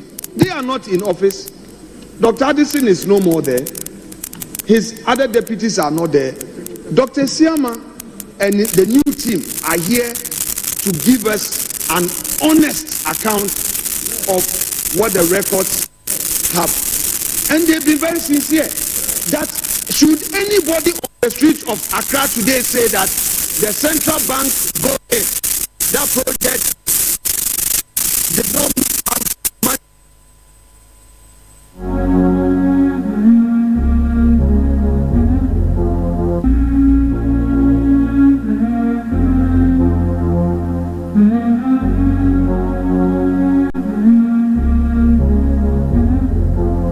City 97.3. More variety. From back in the day when Afro hair was trending and children had to queue to play Kojo's video game, Fun Milk was always irresistible. Today, it's an after-school source of refreshment for you stuck in traffic and for us looking to cool off under the sun. The invitation is always that sound. So, whatever your choice, Fun Milk quality product keeps you cool and refreshed. Fun Milk triggers so much fun and excitement with just a blast of a horn. Fun Milk, spreading joy to everyone. This advert is FDA approved. This year, something magical is happening. A celebration of tradition, flavor, and community. Welcome to the Back to Your Village Food Festival 2025. Taste the heart of your heritage with mouth-watering dishes from across the country like Ademe with Akle, Tozafi with Ayoyo soup, Kokonte, Apopransa, Rare Quine, and many more. From rich spices to sweet treats, it's a journey for your senses. We're taking you back to your village. Oh yes, let's recreate our age-old recipes. But it's not just about food, you know. We're celebrating culture, connecting with family, and making memories that last a lifetime. This March, let's come together and discover the flavors that make us who we are. The date is 29th and 30th of March 2025. The venue, Accra Metropolitan Assembly, and the time is 10 a.m. through till 6 p.m. each day. The Back to Your Village Food Festival 2025,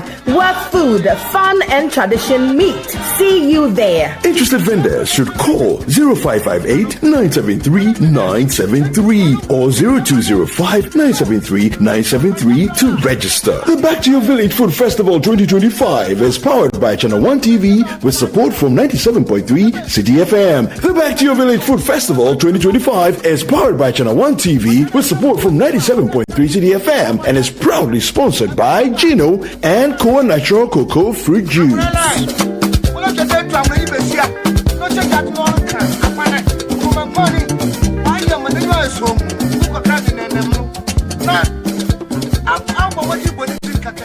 Rediscover the taste of Ghana with Ifriwara Akono Sweet Ginger. These ginger candies, passionately crafted, are a true treasure of our land. Savor the strength and spice of ginger, known for its invigorating taste. Each candy is an explosion of flavors, reminding you of the richness of our Ghanaian history. With Akono Sweet Ginger, it's the pride of a quality product, locally made, that you're enjoying. Ifriwara, the legacy of taste. Taste the authenticity of Ghana. Taste Akono Sweet Ginger.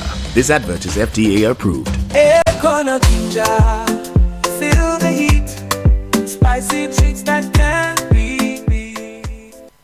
City 97.3. More variety. Institution, and with all the professionals involved, I believe that if they look at it, they will be able to come to a certain conclusion. So I think that it is very fair. This is Citi 97.3. We must not play any political football with this. Mr. Speaker, I will conclude with an observation that in future, should some of these concerns emanate in this house, I believe, has some aspect in the area of building and construction. We may perhaps have to look at inviting Mr. Speaker to set up a special committee which is made up of experts in that field. I'm a legal practitioner. I'm not an expert in that field of design and construction. So I may not make it when it comes to the selection onto that committee. But in this house, there are IT experts, there are architects, there are engineers, there are financial engineers who know this field. So to guide us and not to expose this house to some public, I don't want to say public ridicule. We don't need to expose ourselves that everything is politics. No. But I think that even this exercise, in spite of all the procedural issues, is good for governance. At least the public out there knows that the people's representatives are doing their work. And New Bank of Ghana, you've come transparently, done it. I know some TV stations were carrying it live. They had to truncate at a point. It's good for governance. So, Mr. Governor, thank you once again. Chairman, I appreciate your patience in indulging me. I would resume my seat without more and pray that when the board is sworn in and the work that is expected is done, Governor would again come and apprise the House with the outcome of it. On behalf of my colleagues, we say a big thank you to you and your team. God bless you. Thank you very much, Honorable Minority Leader. But Honorable Minority Leader, with all due respect, there is no procedural issues here. Honorable Majority Leader, you have the floor. Thank you very much, Chairman. And let me thank the Governor of the Bank of Ghana and his team for the presentation that they have made. I have been very involved in the advocacy around accountability for the construction of the new bank head office building. And I want to thank you because throughout the deliberations, throughout the discussions, and throughout the commentary, initially we're told that the building cost $222 million United States dollars. At the time of the inauguration of the building a few months ago, the media reported that the building cost $250 million. That's what the media reported. But by today's briefing, we are getting to know that the actual cost of the building is $261,773,268 million United States dollars. United States dollars. So this is the first time that those of us who have been at the forefront demanding accountability, demanding information. I have personally written several times. I am to inform you that taxes are not part of the 260. Yes. So taxes are not part of the 261 million. So if we added taxes, which you say is 46 million, then nobody interrupted you. So whatever it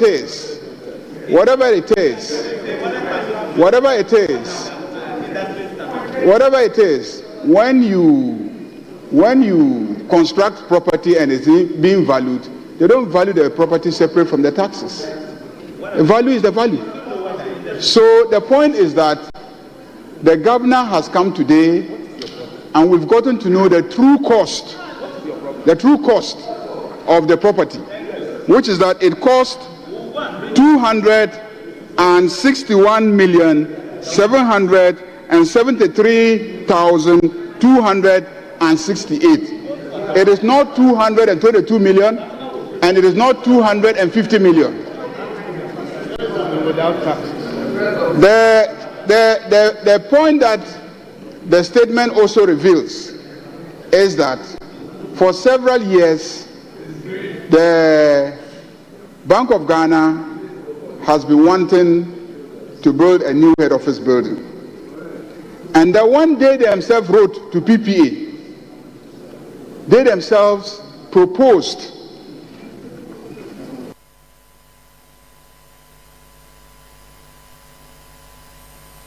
a property that cost $100 million. They themselves proposed a property that cost $100 million. That the PPA gave them an approval to construct a property valued at $81 million. So you yourself, the bank, you want to PPA and say, we want a property valued at $100 million. And PPA said, no, go and construct a property valued at $81 million. Today, you have come to tell Ghanaians that in spite of the fact that PPA says, go and construct a property valued at $81 million, you have gone and ultimately you have maneuvered and you have constructed a property worth $261 million. $261 million from your own request of $100 million, from PPA directing you that it should be $81 million. Today, you are telling us that the property you constructed cost $261 million. Mr. Chairman, I listened carefully.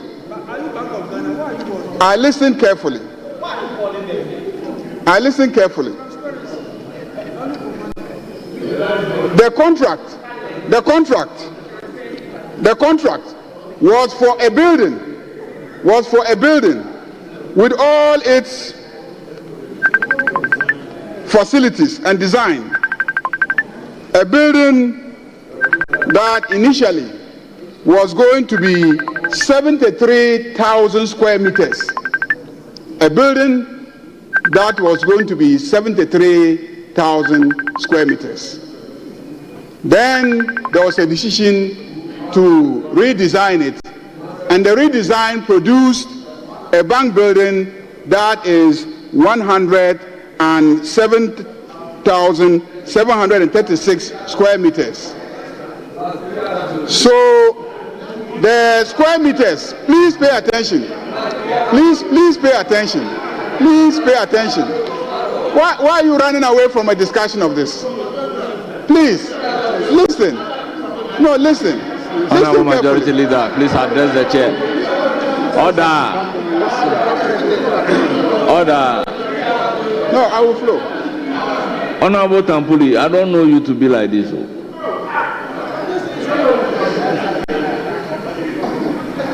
Honorable Majority Leader, you have the floor. So the building design moved from 73,000 square meters to 107,000 square meters, 107.7. That is 46.7% increase in the square meters. 46.6% increase in the square meters. Now let's get to the cost, the price. Whereas So the price for 73,000 square meters was 121 million United States dollars. When you redesigned it and it moved from 73,000 to 107,000, the price moved from 121 million to 222 million. And that is a price increase of 84%. 84%. So you say that the indicator is the cost per square meter. You said that. The indicator.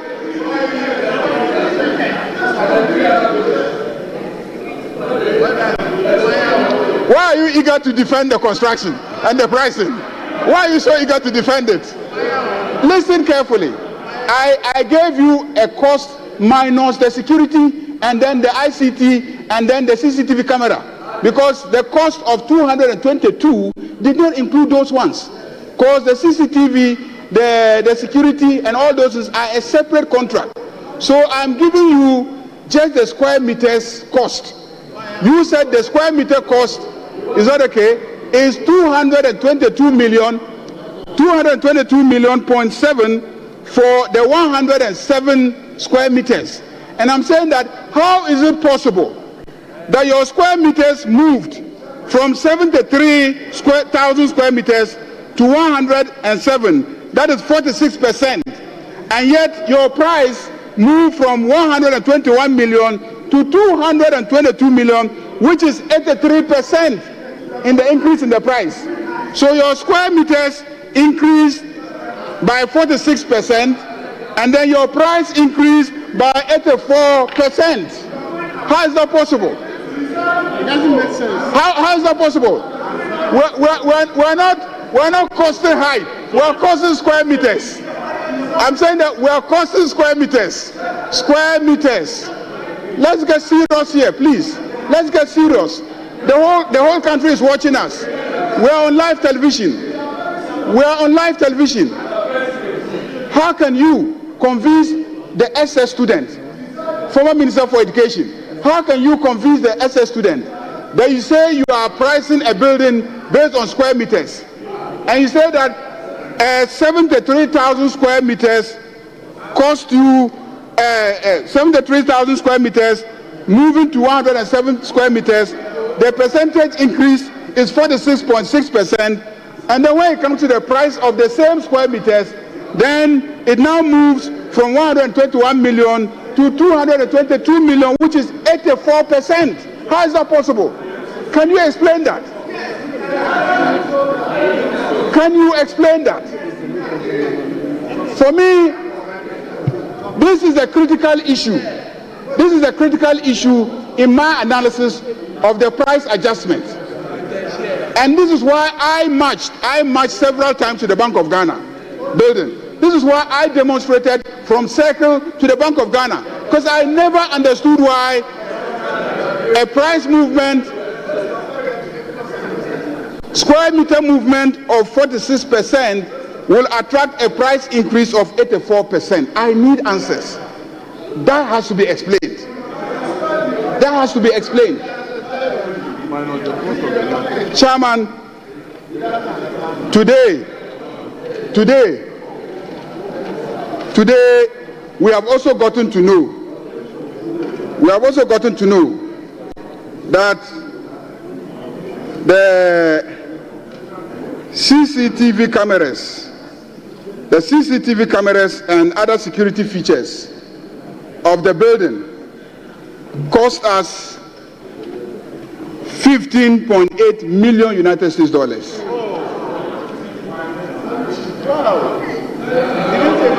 CCTV cameras and other security features. It says IES installation cost. Then ICT installation cost. ICT installation cost cost 8.6 million United States dollars. And then the furniture, the chairs that the workers will sit on and work, the chairs that the workers will sit on and work, cost us $11 million. $11 million. How many workers are in the building that it will cost the Republic of Ghana $11 million to buy chairs for them to sit? We want to know how many workers are in the building for it to cost us $11 million to buy chairs for them to sit in.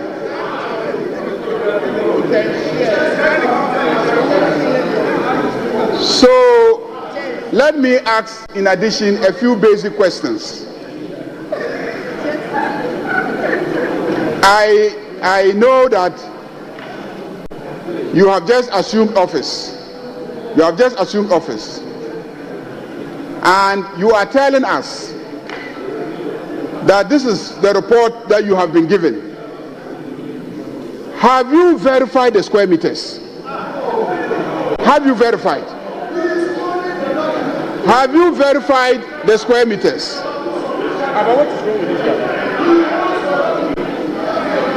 Have you verified the square meters? 2, have you conducted a value for money audit? Because this house is not going to end the matter here. This house,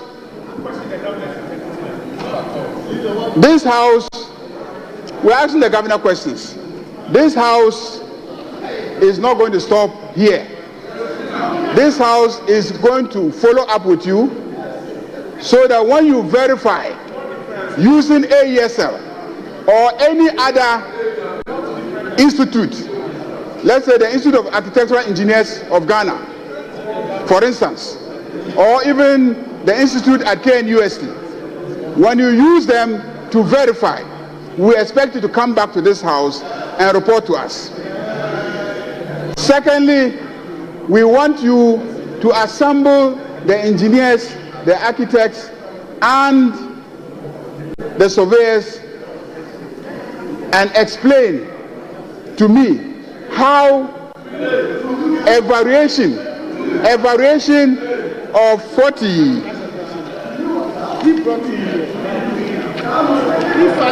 You are not interested. I brought him here to answer questions for me. You are not interested. So please, I am the one interested. Clearly, you are not interested. Clearly, you have loved and you forgot about the building and its cost. Honorable Majority Leader, please address the chair. So we want you to explain to us how the price moved from 121 million to 222 million, which is 83%, when the square meters moved from 73,000 to 107,000, which is 46.6%. For me, these are the critical questions that must be answered, in addition to verifying the actual work that was done. Thank you, Mr. Chairman.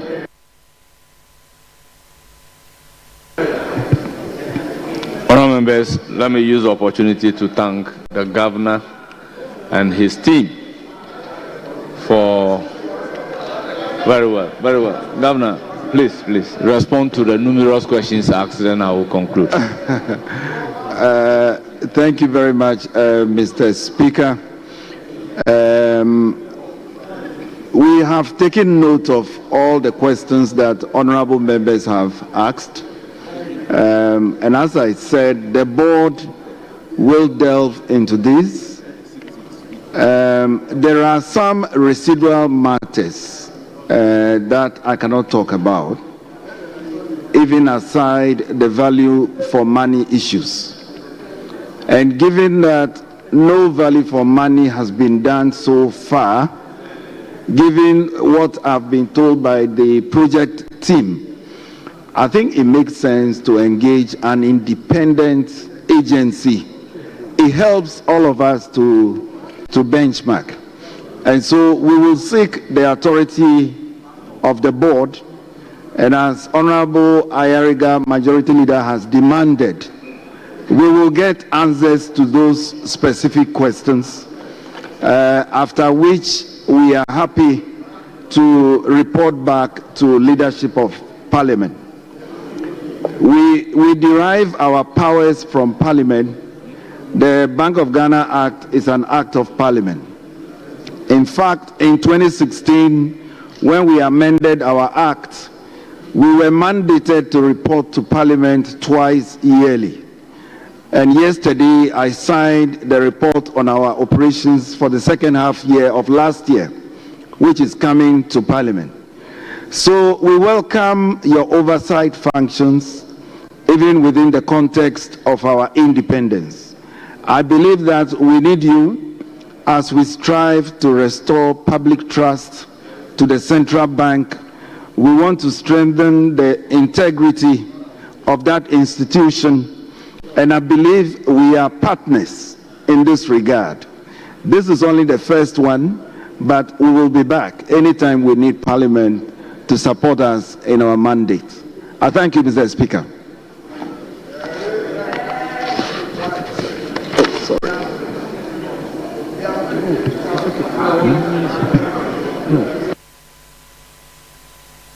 And then you recognize very well. Honorable Brandon. Thank you, Mr. Speaker. Mr. Speaker, my side, we asked the governor questions from this document, which he himself presented to us. All the questions are from this document. So he cannot say that he will take our views.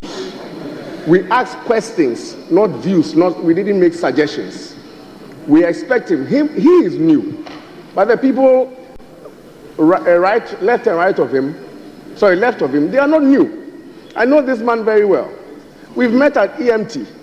The institution Bank of Ghana is not new. So the questions that we are asking, he should be able to answer, because the questions are from this document. For example, Mr. Speaker,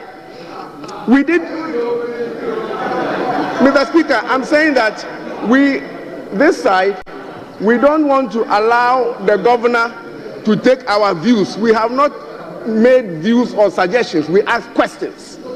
My leader asks questions. So he is supposed to answer. I ask questions. I ask questions. I ask 3 questions. We expect the governor to answer the questions. You brought him here to come and embarrass us. Let him answer the questions.